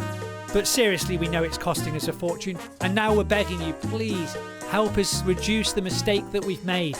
Look, if anything, there's too many presents in December. There's none in January, unless you're... That's a real chart. You're unlucky enough to be born in that month. And if you are, well, good news this year, you'll be able to get this new Pepper shirt. Look how cute it is. Look how cute Pepper looks. It'd be a crime not to give this to a loved one at a random time. That Peppa Sanchez hoodie goes crazy. Like January. Look how cool it looks. Now, I know that last time I said... That's the one I have. That Piggy Smalls had a new design because he won season 10. But if we were going to wait for Pepper to win a season, we'd never get this thing out. Just help us keep the lights on for another day, all right? The door drops and it's Bear who gets the best start once again. There goes that man, Mama. Piggy Smalls is Piggy Smalls. It won't be enough Piggy Smalls through the chicanes. And as she goes over no, the bad hurdles, bad. Yo, he's on her own here as she crosses the line. Piggy Smalls is griefing on the hurdles. There's not a pig in sight. Get this, we've had 6 races. She's came in 4th 3 times and she's won 3 times. Bear couldn't care less about getting 2nd or 3rd. How she's not first after half the race is won is a mind-boggling achievement. As an audience, we have no idea what Bear's up to, neither do the other pigs. I'm not sure Bear knows what she's up to, but she's providing exhilarating entertainment in season 11. An uphill oval race has Piggy Smalls and Pepper leading it out, but Pepper has the inside line and overtakes Piggy Smalls. Smalls, though, isn't going to tolerate it this time and brushes the Mexican pig away. Oh, yes. And is really out in front now. Ginger and Hershey take the podium positions here and try and keep up with the big lads. But Piggy Smalls shows again he reigns supreme down here as he sets another record on this oval track. Back. Pepper has a valiant start, but God, we unfortunately needed that. the length of this course and the fact it has hurdles means that she has to fall back. And Bear is showing just how polarized her performances can be as she yet again falls to pieces. Ginger is plodding around, and while we've got her here, it seems like a perfect opportunity to highlight just how steep the area is around the Forest racetrack. And even now, yes, it does look steep, but cameras are notoriously bad at picking up the true gradient of things. And this slope is so steep, it's almost like a cliff, meaning that one misstep from the pigs could mean that they roll all the way down this hill at a very fast pace. Yet the pigs walk around with no fear in them at all. And that's probably because they've never encountered anything to be fearful of. On the paddock racetrack, everything was incredibly flat and very easy to see. And even the woodland, while it did pose some hazards, those hazards were relatively modest in scope. From the league's perspective, they have a huge area to manage, 5 pigs and very few staff members, meaning they have to rely on the pigs' innate sense of self-preservation. Otherwise, things could quite literally come tumbling down. Another forest race Come on, brings another Piggy. opportunity for Come Bear on, to lead Piggy. the pigs out. She does just Afterburners, that. baby. She heads towards these bales, Afterburners. and she Hit that elegantly stride. goes around them as well, as she always does. Is and that it's follow Peppa? the leader as Bear crosses the line all on her own yet again. Damn. You didn't even bother to try and overtake Dusted. Bear. He just decided he was going to stick on her tail. And to be fair, it's the easiest 7 points that pig's ever won. Ginger courageously fought around those bales, and you could argue she deserved second, but Hoshi was not for budging. And Piggy Smalls in 4th place. He's not got a handicap here in the forest.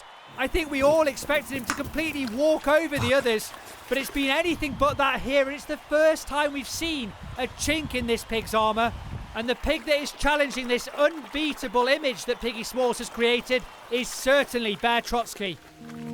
We are very fortunate at the League of Pigs to work with many talented artists. But because of the size of this virtual project and its importance, it was imperative that we found the right people. Cute. Fortunately for Oh us, my we gosh. did just that, finding artists of the highest quality, but also artists that took a liking to this show, and thank God they did, because quite frankly, we could not afford these artists otherwise. The team that was responsible for myself was a studio called 2DNAC, headed by Marco. Creating a custom metahuman pig complete with fur is an extremely expensive and complex task. Yet Marco and his team did not make it feel like that at all. Everything was done with extreme care, and they have given what has felt like unlimited technical support, which is a lifesaver for a small show like this. I could not recommend this team enough. To the artist that was responsible for the rest of this world, including the Treehouse Studio, that man's name is Sabri. Sabri fell deeply in love with this project, working many hours unpaid, and probably thought we wouldn't notice. But we did notice, Sabri. Thank you so much for your time, skill and passion. Sabri is a genius at 3D modelling and also just a top bloke. The link for both artists is in the description below. It's worth mentioning that neither artist asked for a shout out, but I thought that the quality of the work was so high Digital Ninja, and their thank you. contribution so great, it would be a crime not to do so. League of Pigs. Oh look, it's Class the oval act. uphill track, and oh look, it's Go! Piggy Smalls out Go, the Piggy front Smalls! with Hoshi and Ginger in podium Come on, positions. we need a first Will place, they baby, don't challenge slow this pig? down. They probably will, but Hit will the this gas! Doesn't look like Good. it, because Piggy Smalls has the Come on. best racing line. He's going to Come on. squeeze out Hoshi at that corner, on. which he does. Hoshi's now going to attack on Hit the the inside. gas, That baby. sometimes works, Hit but the most of gas, time finish it doesn't. strong. It doesn't, so Don't Piggy give up that Smalls has inside the best track. racing line for the final corner, and he sets a record. It's also formulaic boy. from the 3-time Way to go, reigning baby. champion. He knows every twist and turn on this journey, and he's going to keep on doing it while it keeps on working. Use But now that body. Bear or You gotta somebody use that else body. needs to step up. You gotta use and that body, challenge this Piggy. pig on this oval course. gotta use that 'Cause body. Right now, he's found a strategy that works 90% of the time, and 90% is more than enough to remain a threat here in season 11. Well, Patreon members, please take a moment to sit back and feel good. For you have done all of this. Whether you've left us or stayed with us, if you have donated on Patreon, you are the reason this show is where it is. We have existed because you have allowed us to do so. You've kept the show running long enough for us to make these improvements, and you have directly funded everything that you see. You are the devoted few. I don't know why you do what you do. Donating every single month to increase the production level of this show makes no sense, especially given it is pig racing. But regardless of the fact that there is no logic to any of this, you keep on going. This is easily one of the most rewarding things for this league, to see a core audience love it so much, from the team principals and the chief engineers who give enormous amounts. Dude, to the I pit feel crew like and the he race lives in fairy tale England.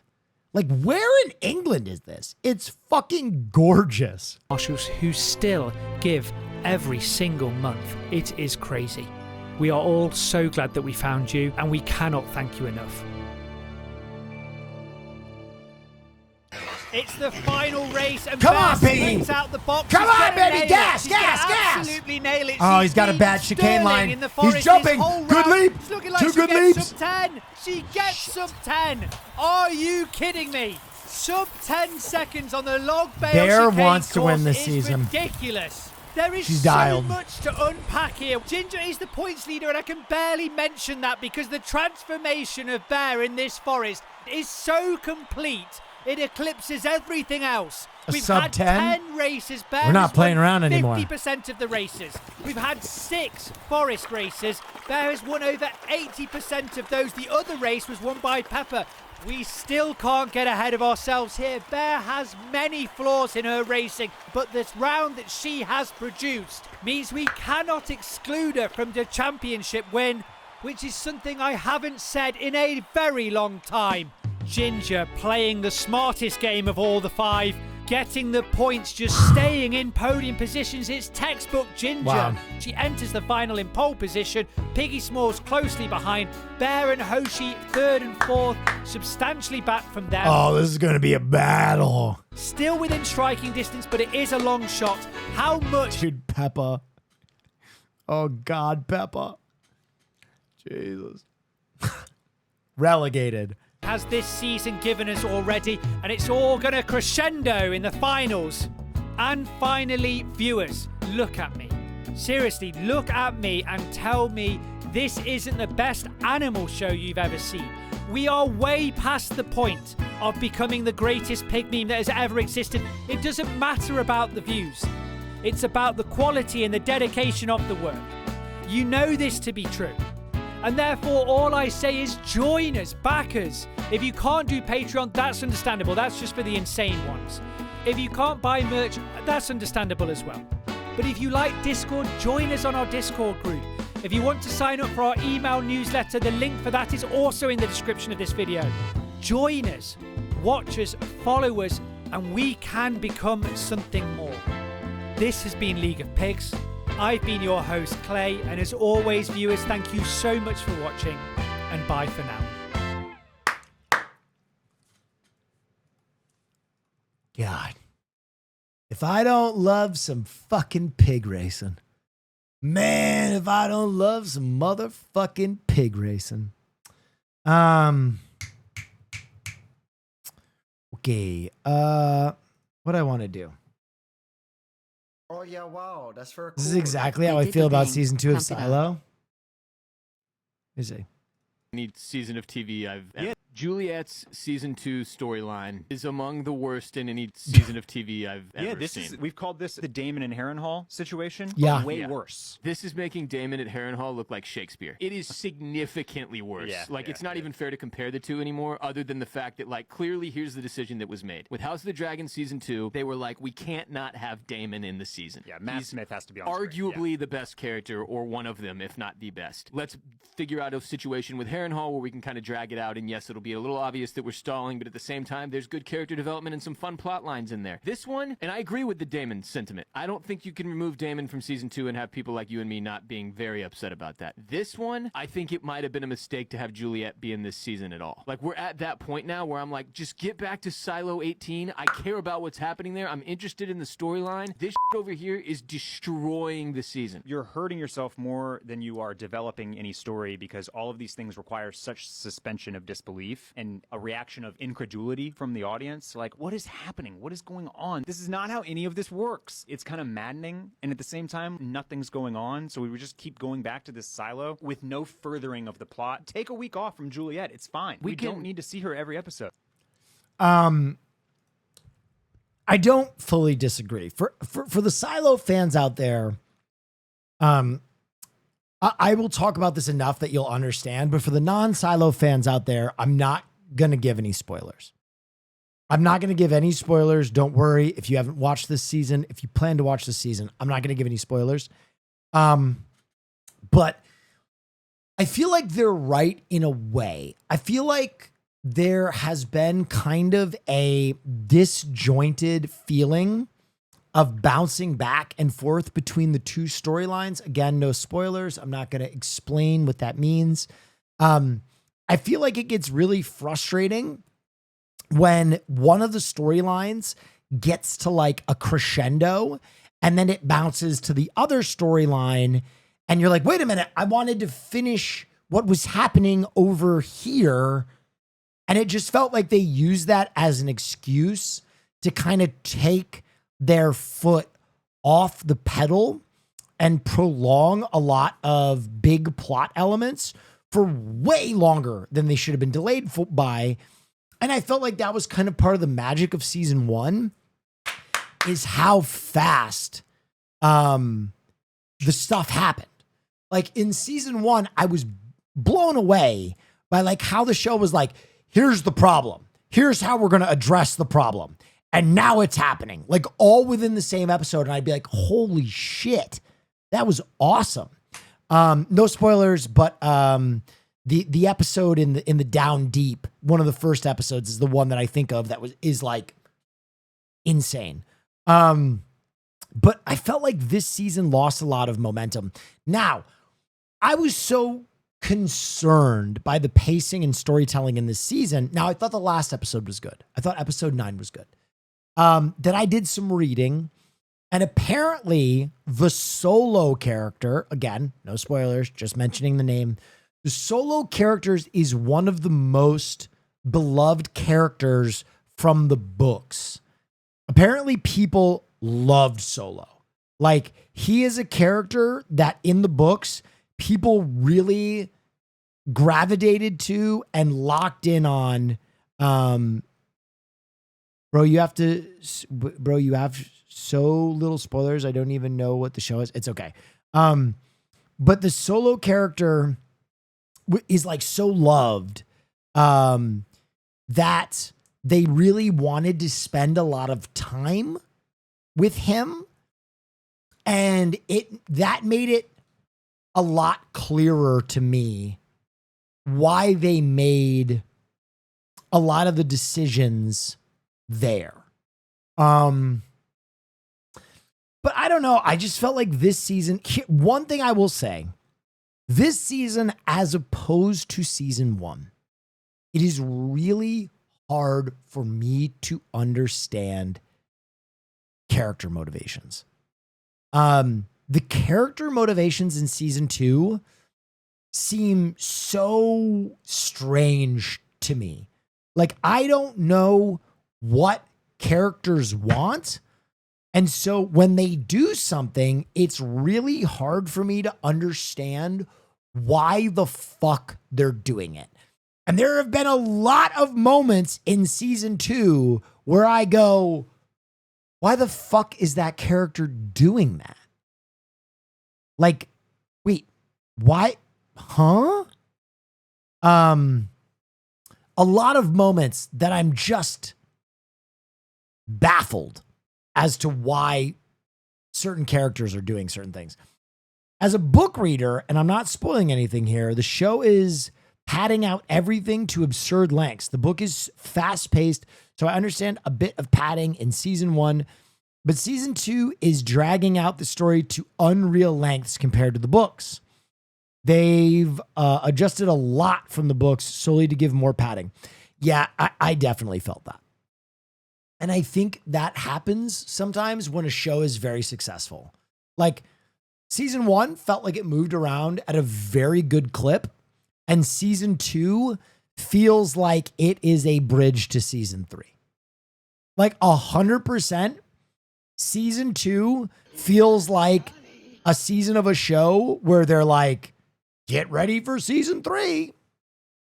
Thank you so much for that. Oh, yeah, Thank you so much for that rate. Cool. Oh, so Squid Games? Yeah. Or House of Dragons. A lot of shows do this. Anyway, enough about Silo. I really like Silo. Season 1 was great. I think Silo season 3 will get back on track. I don't think this season was so bad that like it turned me away from the show. There are shows like that. There are shows that have had such bad seasons that it turned me away from the show. From is one of those shows. The last season of From was so bad that it has now fully like turned me off on the show, where I don't really care to like give my attention to From anymore. Like, I watch it passively.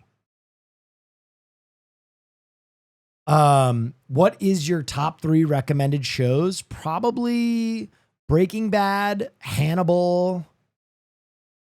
Trying to think of like what else really. Sopranos are pretty fucking good. Better Call Saul. Yeah. True Detective? Fuck no. There's one good season of True Detective. Watch season 1 of True Detective. The rest of True Detective sucks. But yeah, From is a show that absolutely lost me.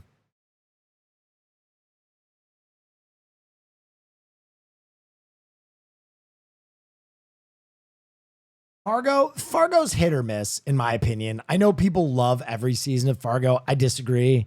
I've watched every season of Fargo. I think there are really great seasons of Fargo. And then there were seasons where I was like, this is pretty good. To be one of my top 3 shows, you basically need to be perfect the whole way through. Hannibal is perfect.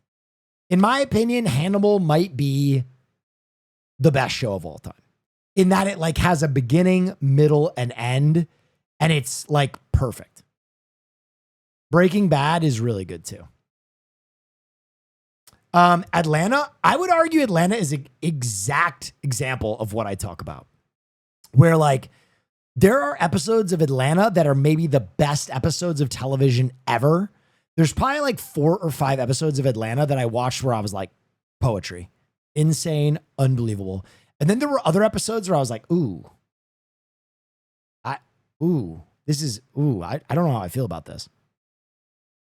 But don't get me wrong. Atlanta has like 5 of my favorite episodes of television ever.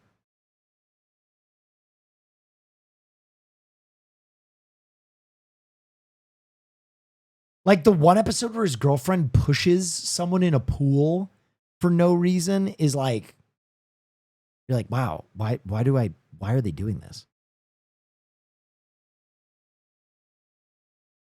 Leftovers? I didn't really care for Leftovers. If I'm going to be honest, I know some people swear by Leftovers. I don't get it. I don't get it.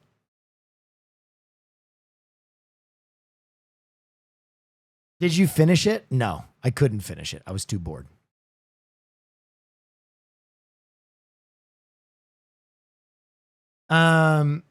Also, Leftovers with Peace and Love is a type of show that I think reminds me of like a From or a Lost, where they'll ask a lot of great questions and they'll answer none of them.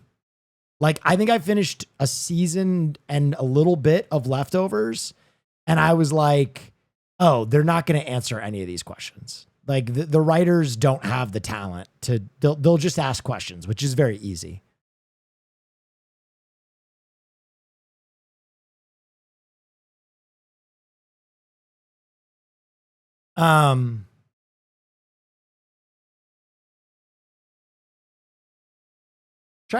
Always Sunny, I would probably put in that conversation as like best shows of all time. Always Sunny is phenomenal. You know what else I would put in that conversation? Venture Bros. Venture Bros is so fucking good from beginning to end. The Boondocks. What else just immediately flicks my pickle? I'm going through some of the top TV shows of all time.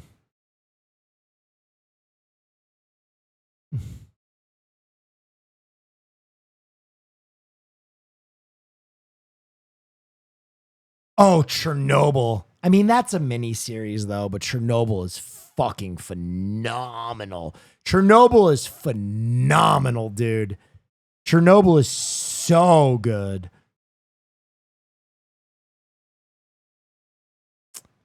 Yeah, that's what I would put in that list. By the way, peace and love to anybody who loves Lost. I know people love Lost. I know, like, it is a very beloved show. I have a pet peeve. I really have a pet peeve. Know this about me. I have a pet peeve. Twin Peaks, same thing. I have a pet peeve about storytellers who are just making stuff up to build intrigue. And I know some people are totally okay with that, but nothing as like a storyteller, nothing bothers me more than like random details that are just there to like intrigue you, that are basically like red herrings. Like I really, it irks me. And if it doesn't irk you, that's awesome. That's sweet. I'm glad for you. That's awesome. But for me, it very much irks me, and it very much does not appeal to me. If you're someone who's just there for the ride and you love kind of just, you know, weirdness for the sake of weirdness, Twin Peaks is not that.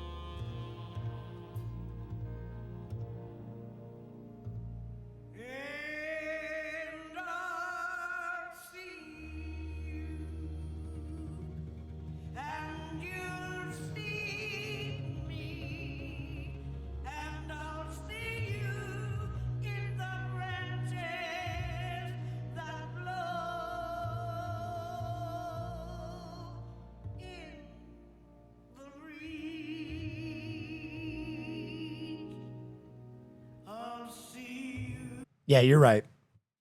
Twin Peaks never does that.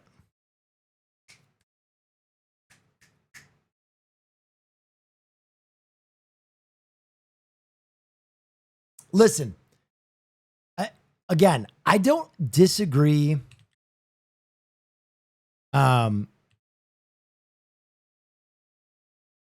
With that style of filmmaking either. Like, Mandy is very much a similar filmmaking style, right? But these moments in Mandy have a purpose to them. Like, there's a reason he does this. A main line of pure and total acceptance. So the reason that Panos Cosmatos uses this very strange shot in this instance is because the main character has just been dosed with an extreme amount of acid. And the idea is that she is losing her id, right? She is experiencing ego death. And a cult leader is using this window to try and break her down and indoctrinate her. So this shot is so deliberate, right? It is a weird fucking shot, but it is so deliberate. Mandy was so mid, you probably have difficulty with standardized tests because you're not that smart. So anyway, this shot is super deliberate to show like an effect of experiencing ego death and someone taking advantage of that, which if you've ever read something like The Serpent in the Rainbow, is like a very real thing, right? This is how people created zombies, right? In real life. They would dose them with extreme amounts of psychedelic like poison, and then they would rewire them. So Panos Cosmatos like invents a shot here with a super deliberate purpose. So I am not against weird shit or like really bizarre filmmaking, but I like it to have a purpose. And ultimately, there are a lot of times that Lynch himself has like mentioned why he does stuff. And it's usually very strange, right? Like, I don't know if you remember the scene where the guy shows up and is like, I'm at your house right now. And he's like, how are you? And then he like calls him and he's there.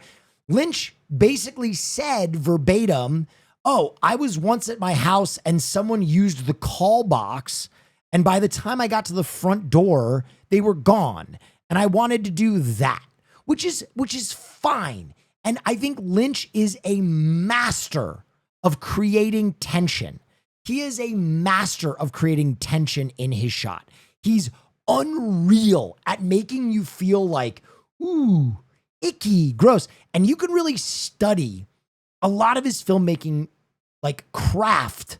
But there are a lot of times, and I'm telling you this, that Lynch does things in his movies and TV for the sake of just that. He's like, I want to create tension. I want to make it weird. It's not serving my narrative at all. I just want to make my viewer tweak, which I think is interesting. But to me, I can't unsee that they're just throwing shit at the screen to like achieve a feeling instead of serving the narrative. That's why I'm very conflicted about Lynch, but it's also why I like Blue Velvet the most, because I think Blue Velvet has all those really tense moments, but it also has a narrative and things that serve the narrative from the beginning to the end.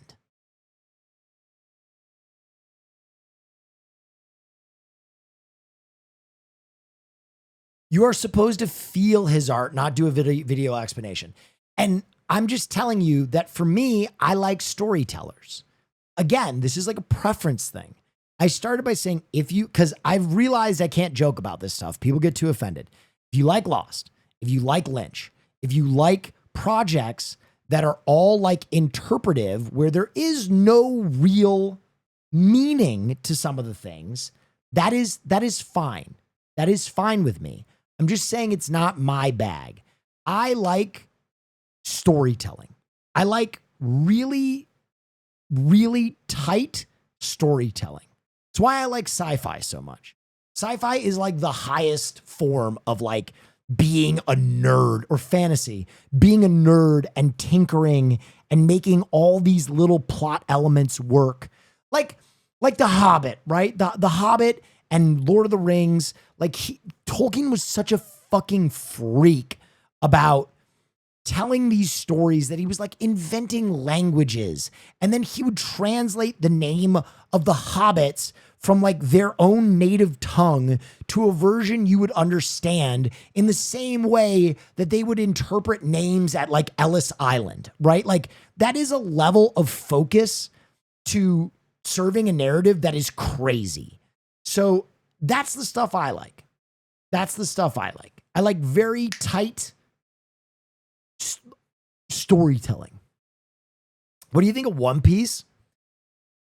I think One Piece is I mean, I'm like 500 episodes in and I keep waiting for it to jump and be adult, but I don't know. I feel like it's a safety blanket for people.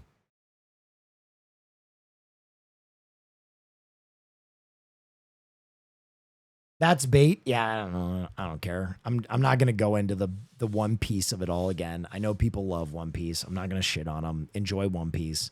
I have comfort shows also.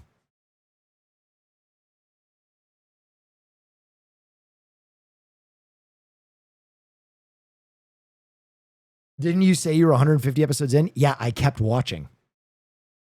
My thing about One Piece, I do not want to be the critic of One Piece that people say you haven't watched enough One Piece.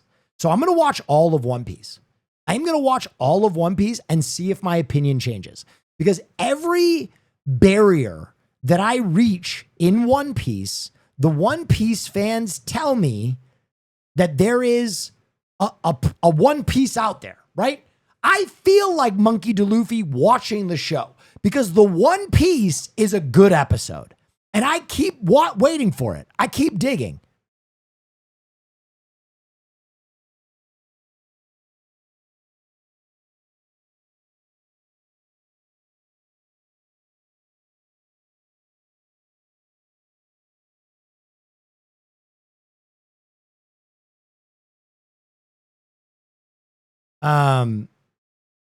Economists dying at this sunk cost. It's not a sunk cost. It is a badge of honor.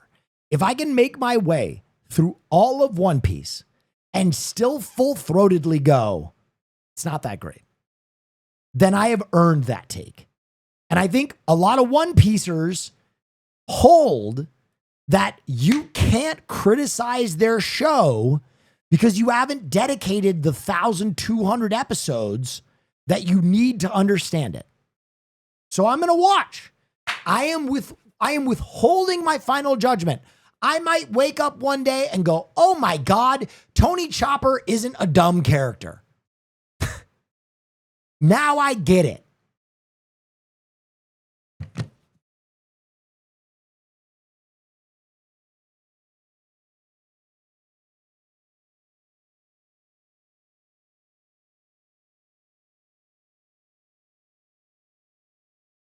I mean, to me, you know what's crazy is like, I think One Piece is a lot like Dragon Ball Z.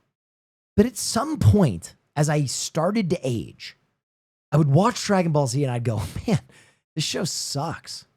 Dragon Ball Z sucks.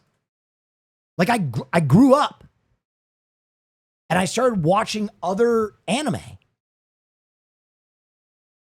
But I feel like One Piece fans, now that's a take. No, Dragon Ball Z sucks. Come on.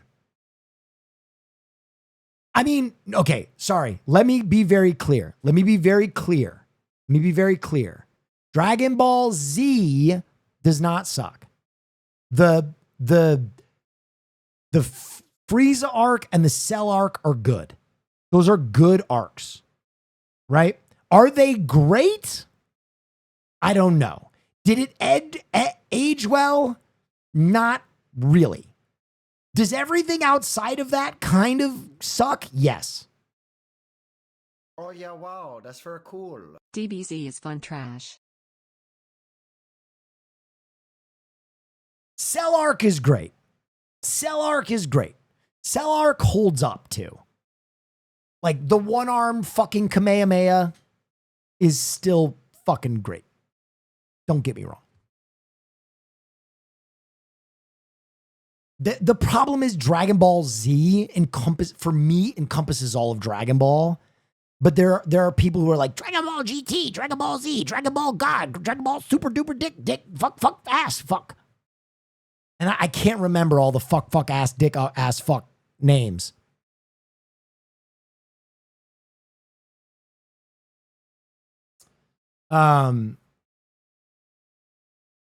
The one anime that I never grew out of, no matter how old it is Cowboy Bebop. Cowboy Bebop just gets better. Cowboy Bebop just gets better, bro. Like the more anime that comes out, you know what's crazy? Is it's like when I watched Cowboy Bebop, I had probably watched like 8 other animes in my life. And I was like, and now that I've watched like hundreds of anime, now it's like, holy shit.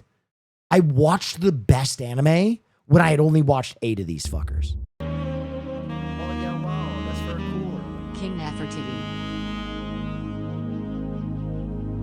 Did you watch Monster? Monster's an interesting one for me. I don't hate it. If we are talking about comfort shows, a comfort show of mine since I was a wee lad was Dexter. What is your thoughts on Dexter, the soap, crime thriller, afternoon drama extraordinaire? Your or chat's opinions appreciated. This is my honest opinion on Dexter. Oh my gosh. This is so good. Oh my God. Wow. Are the seasons going to hold up?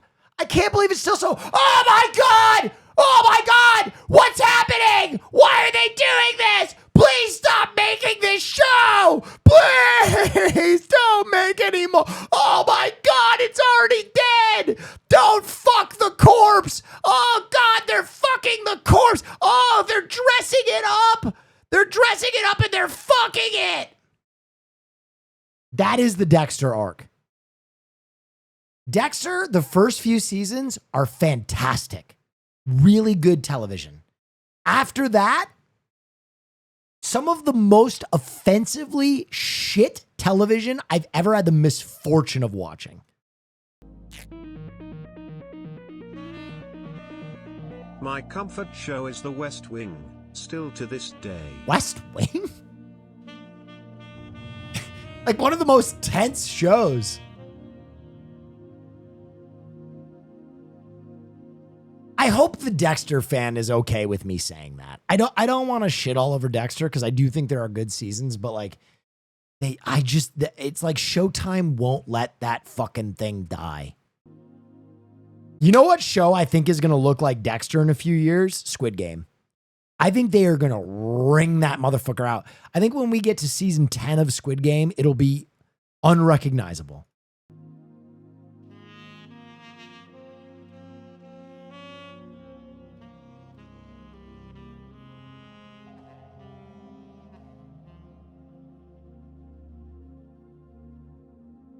What's your Walking Dead trajectory?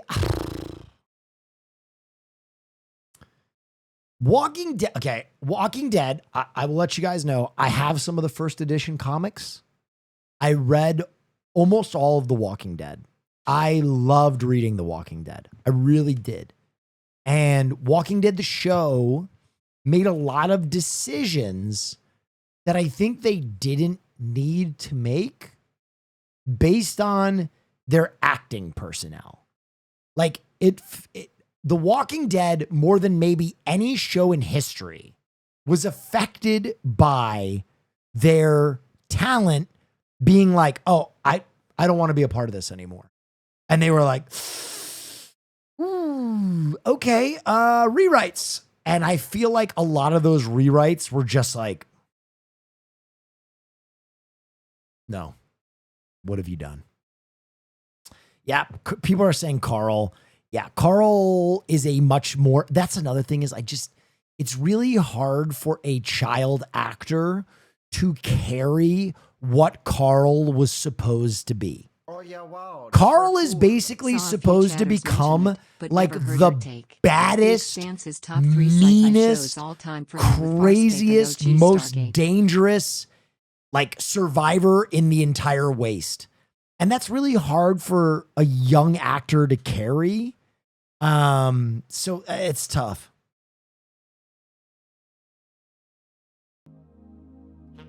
What's your top 3 anime of all time?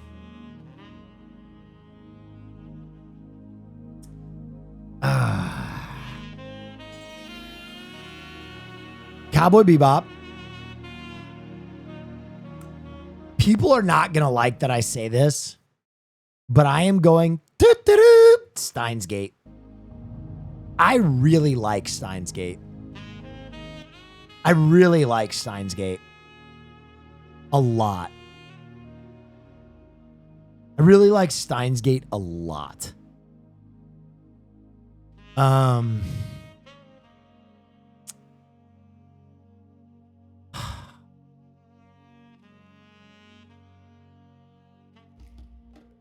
And then I hate to put 2 from the same director, but dude, Samurai Champloo fucking rules.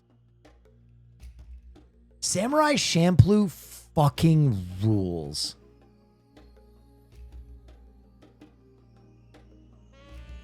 Like, I don't want to put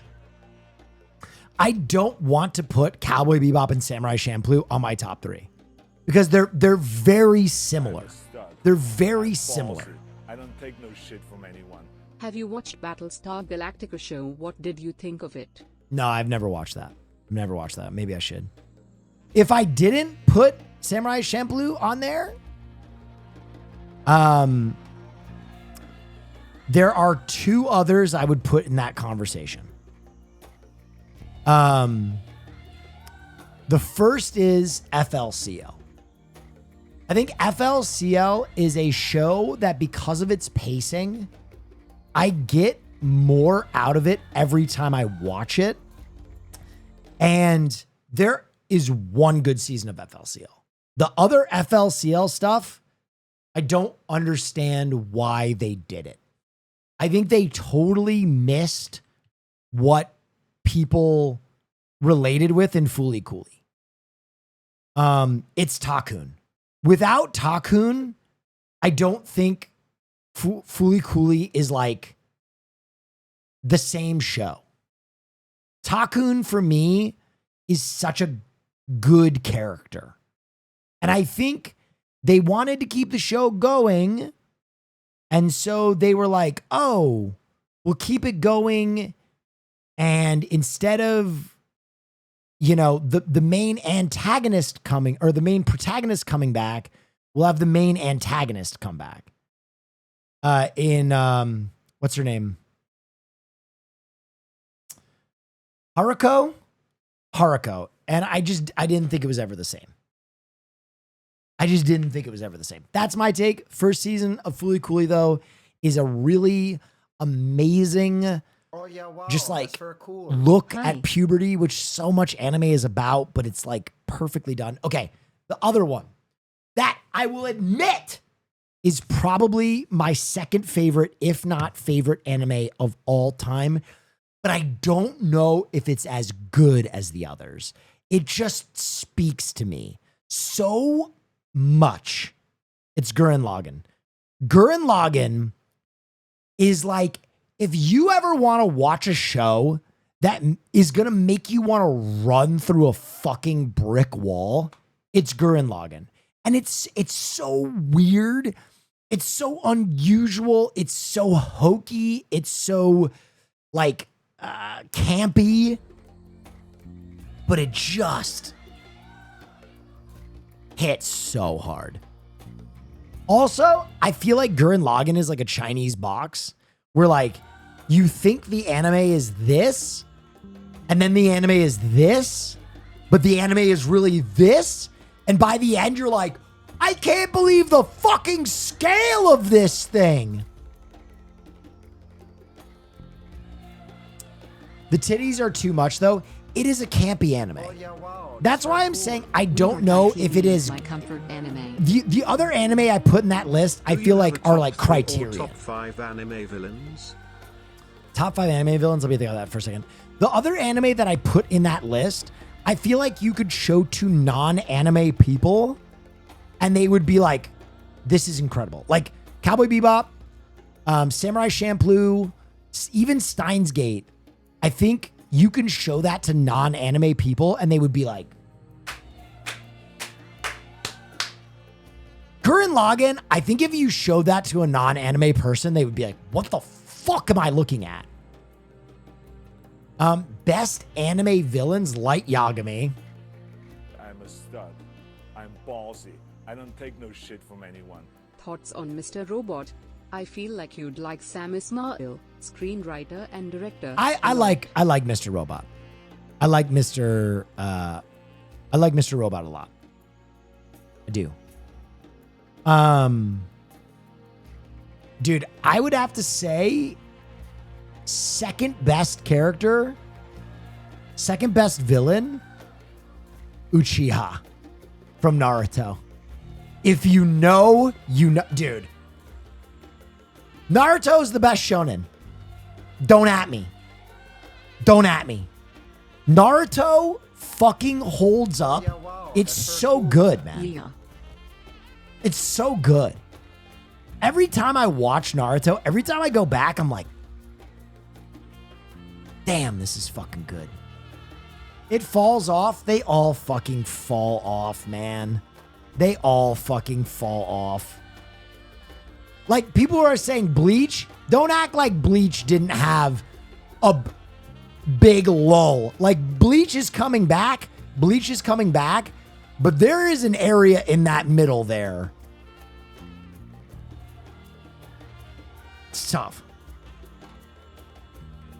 Bleach is peak now. Yes, Bleach is back. But there was, come on. Dude, there is like 500 Naruto episodes that are incredible. Dude, Uchiha, come on. This, Boruto is ass. Boruto is a different show. This, come on. This, which Uchiha? The older brother, man. The older brother. Itachi. That is one of the best. I don't even want to talk about it for people who haven't watched it. Come on. Bro didn't watch? Idiot. He's billed as a villain for the first 300 episodes. I know he's not a villain. Now I just had to spoil everything because you can't read fucking context clues.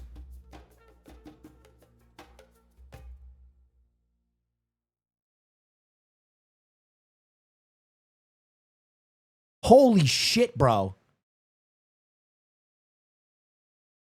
Idiot, didn't watch the show. Come on. Yes, I did. But the fact that, okay, I don't want to.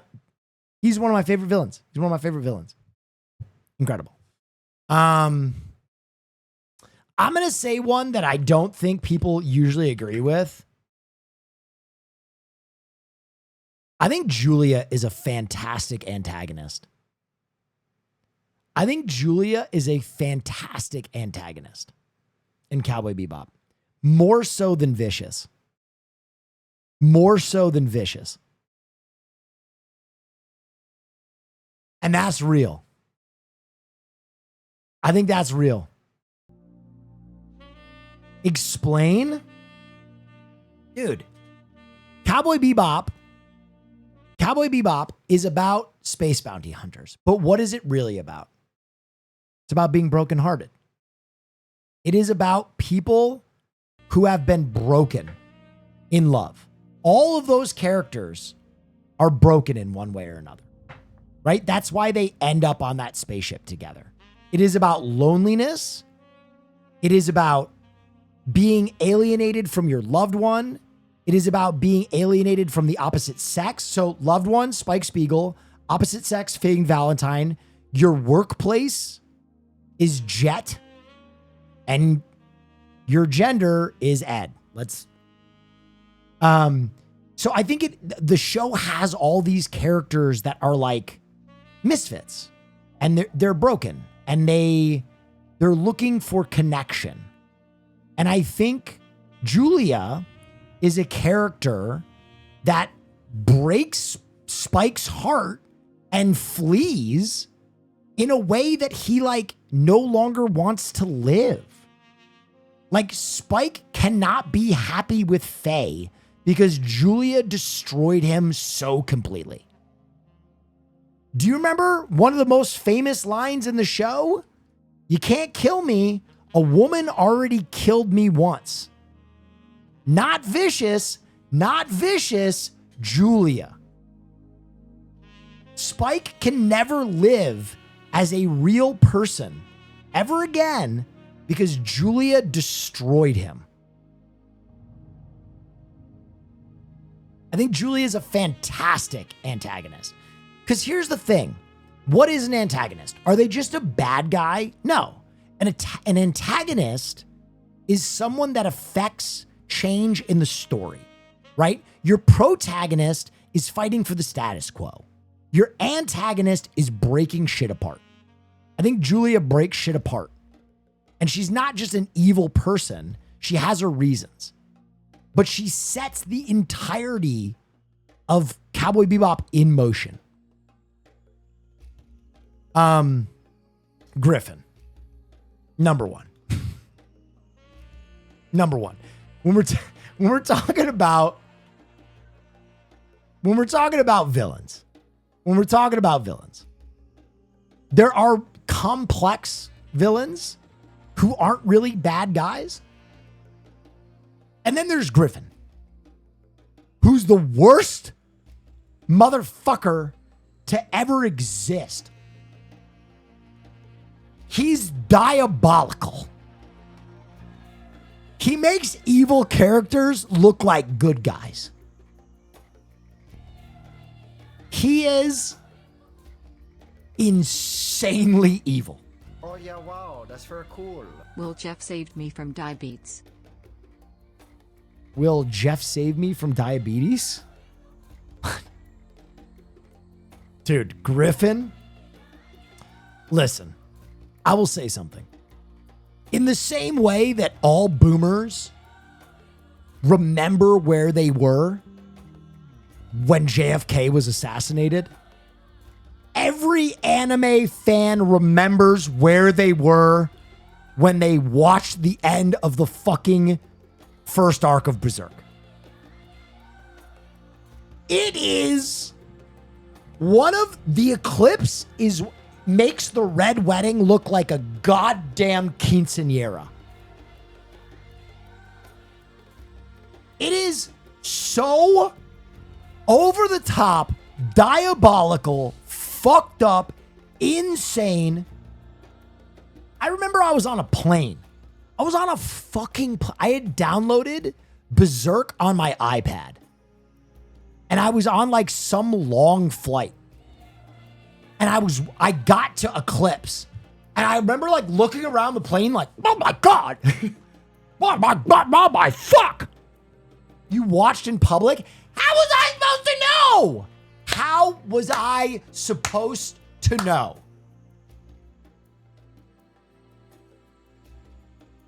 You watched it in public. That's like when you invite a new friend over to like a friend's dinner and they get like inexplicably drunk and shit on the table or something. And people are like, you didn't know? And I was like, I've gone to dinner with him twice. I don't know. He didn't shit on the table that time. Like it just felt like an anime up until that point. And then all of a sudden it was like, huh? Griffin. Jesus Christ, bro. And then we got to round it out.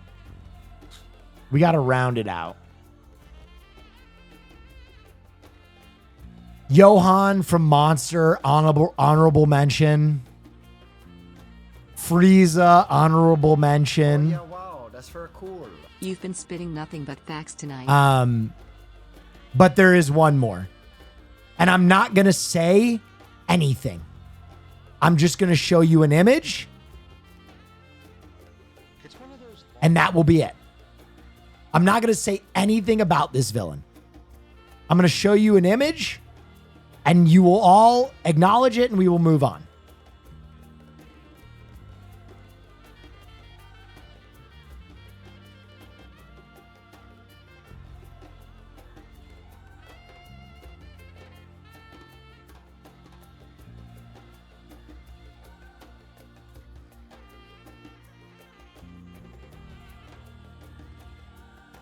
Full Metal did not have me till that episode. I'm going to admit that. I think it's like episode 5 or something. Full Metal did not have me until Show Tucker. And then all of a sudden I was like, oh, fuck. Oh, shit.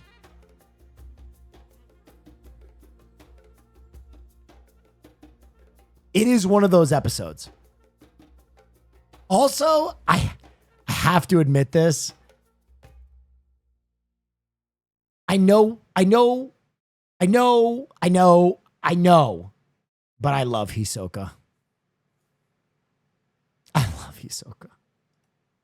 I fucking love Hisoka. I don't want to love Hisoka. Because I'm pretty sure he's a fucking pederast. But he's just such a good character.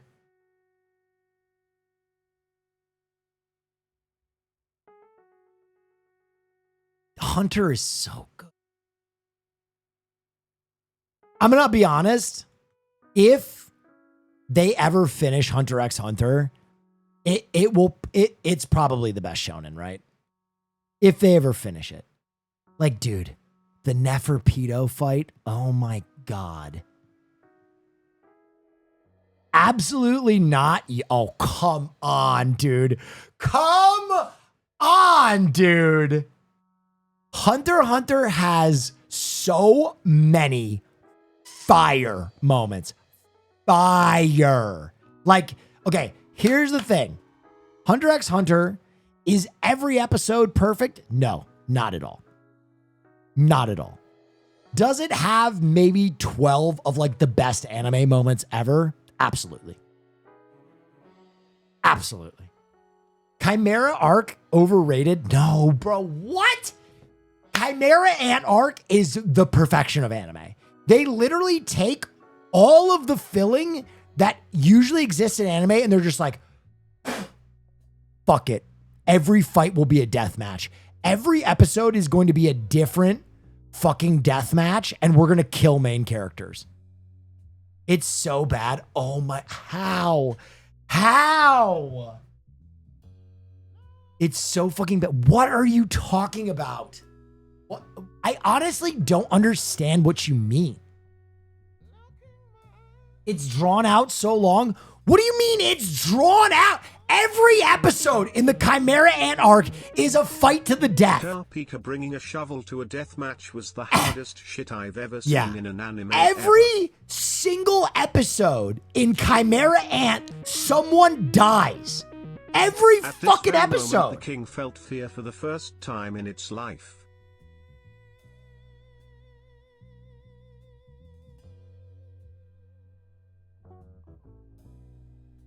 Do they have a list of how many characters die in Chimera Ant? It's got to be like 20 characters. I'm ballsy. I don't take no shit from anyone. Thoughts on Hell's Paradise? I loved Hell's Paradise. I fucking loved Hell's Paradise. Wow, that's very cool. Yu Yu Hakusho.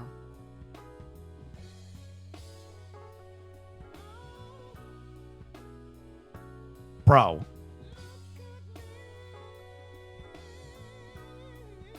Hell's Paradise is one season though. Saying it's drawn out, but we'll go watch One Piece.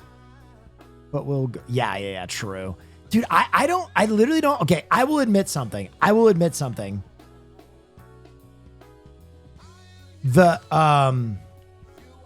a lot of people disagree with me.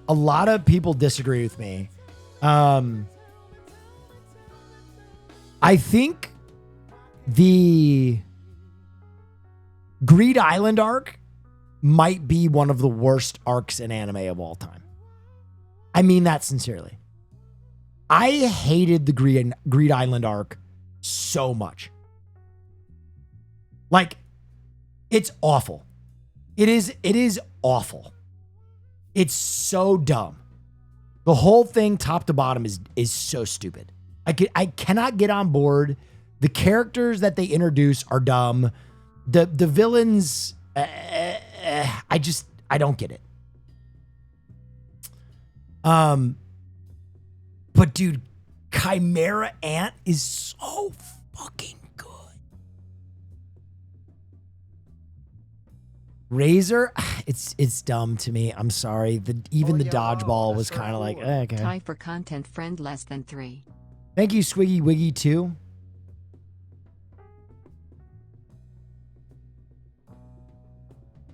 The whole like isekai element within another story. You know what I mean? Like to do sword art online inside of another anime is like,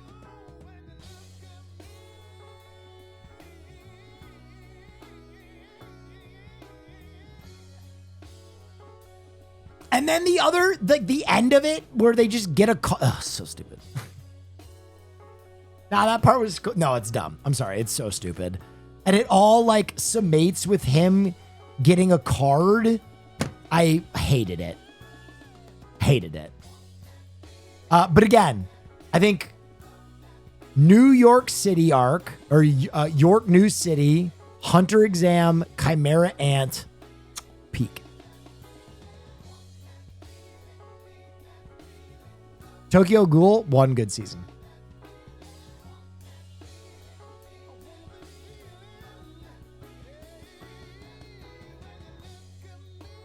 Oh, Battle Tower is also fucking... Yo, Battle Tower is also fucking really good.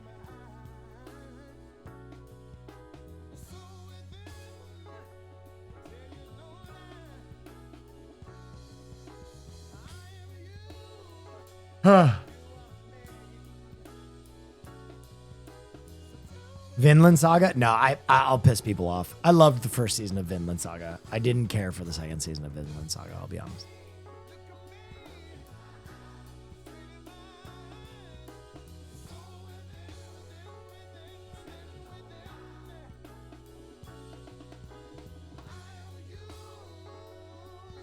Your worst take? Yeah, I don't know. I just feel like Vinland Saga like makes you buy in to like, oh, be violent. Like this is a violent world. These are Vikings, and I bought in, and I was like, damn, I'm buying in. This is sick. Like, violence is cool. Like I'm about it. And then it becomes then it just becomes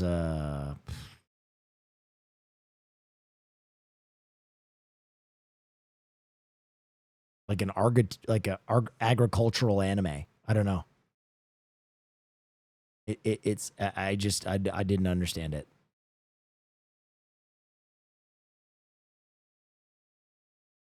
Solo leveling is dope.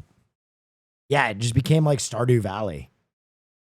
I was like, oh, like I started to legitimately like resent Thorfinn for how whack he was. How you feel about JJK? It's the show itching for more episodes. Like Axelad is his dad, right? Let's be real. Axelad is his dad, not Thor's. Thor's was bitch made. Axelad, that's the guy. Like he's the dad who stepped up. I don't give a fuck about Thor's. He shouldn't have just let himself die. Period. Weak. He's the dad that stepped up.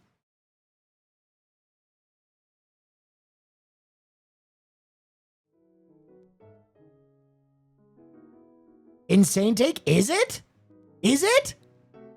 We're siding with the dad who just let himself die to prove a point about what? Nonviolence? Great, your kid's an orphan and has a terrible life because you suck.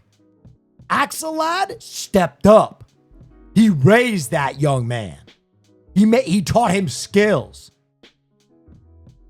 If he had learned from Thor's, he'd have a fucking arrow in his neck. He'd be dead in the water. Like his stupid ass dad.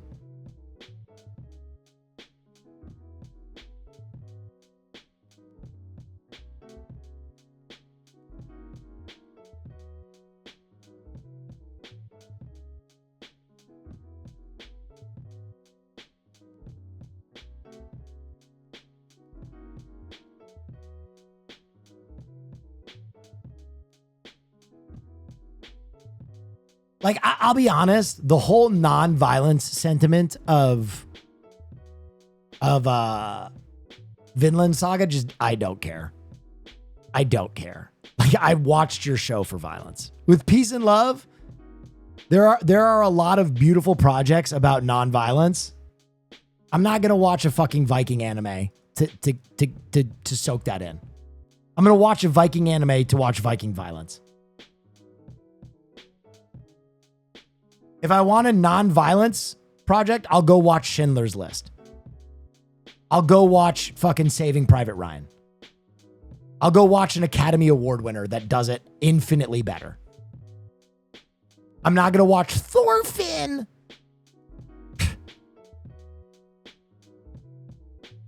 Have you read the manga? No, and I'm not gonna. Because there's going to be 6 books about planting shrubs.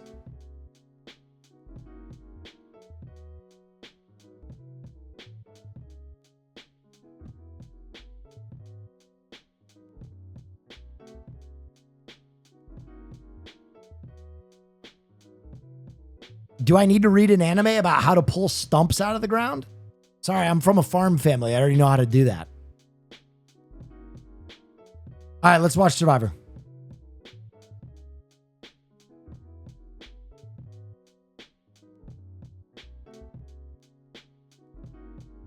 Okay, now, bro, you're just disrespecting them? I am.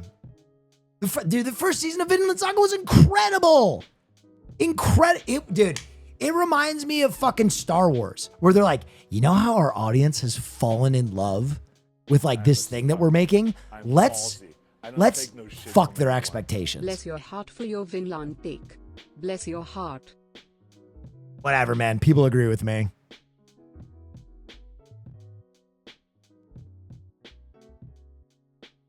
That's one that I don't even have to defend. Most people agree with me. They subverted expectations.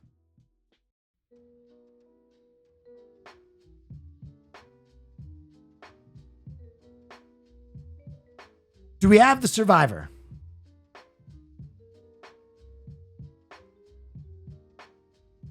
I'm going to be honest. I feel like part of the reason Vinland Saga fans... What the fuck? After an explosive tribal council, Jordy found himself... Wait, you're a precog about Squid Game? I'm bald. Oh my God, I called it! Oh my God, I called it! I called it! I called it weeks ago. Squid Game USA, Squid Game World. I called it. I fucking called it. Oh my God, I called it. I said this. I said this weeks ago. And you guys said I was being a fucking doomer. Oh my God. I did it. Someone has to pull it out. Oh, yes. I fucking called it. I called it.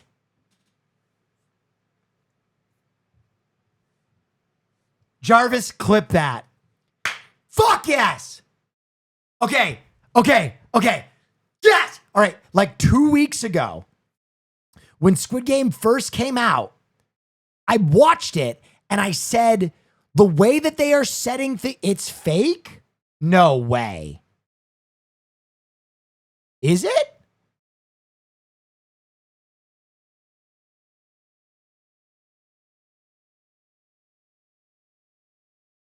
Is this fake? Did someone make this just to fuck with me?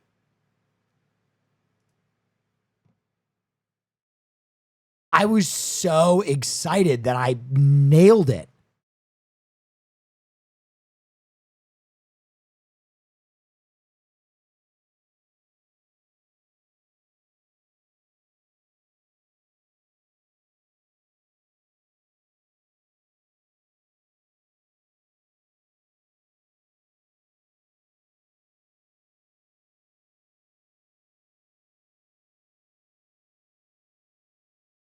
Wait, someone took a picture. Wait, this isn't fake. It's fake. He made the images. Is this faked? That is a damn good fake.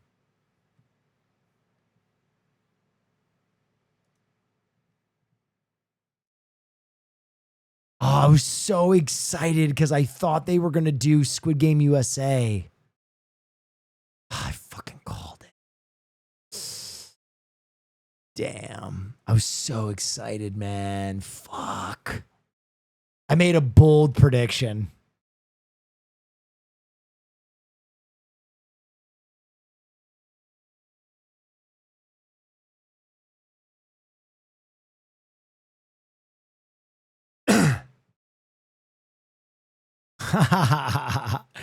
They edited the image of someone looking at the Avengers lineup and did the Squid Game lineup. Hey, that got me. That got me. Hook, line, and sinker, bro. I bought that shit.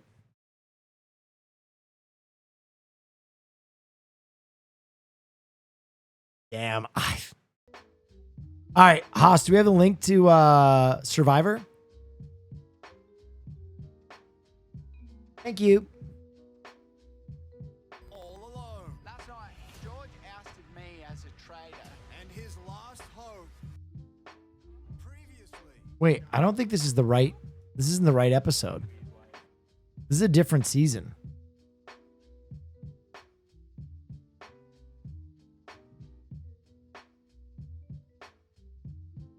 In his haste to fuck with me. All right, we're going to watch one episode of Survivor. I'm going to grab a drink when I come back. We're going to watch one episode of Survivor. And then, you know what? God damn it. We did 4 hours of content that wasn't Cobbelmon. We're going back to Cobbelmon. I gave you all the reactions you could handle. I'll be right back in about a minute.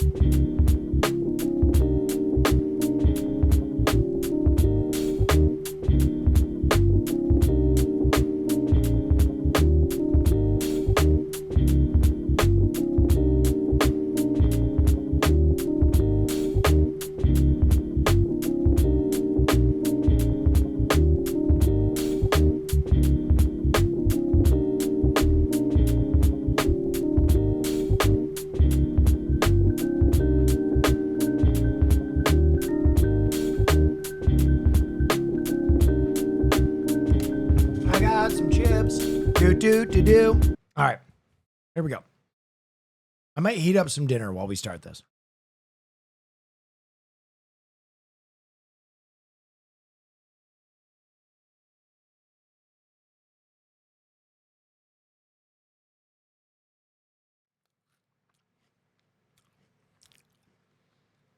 Interesting.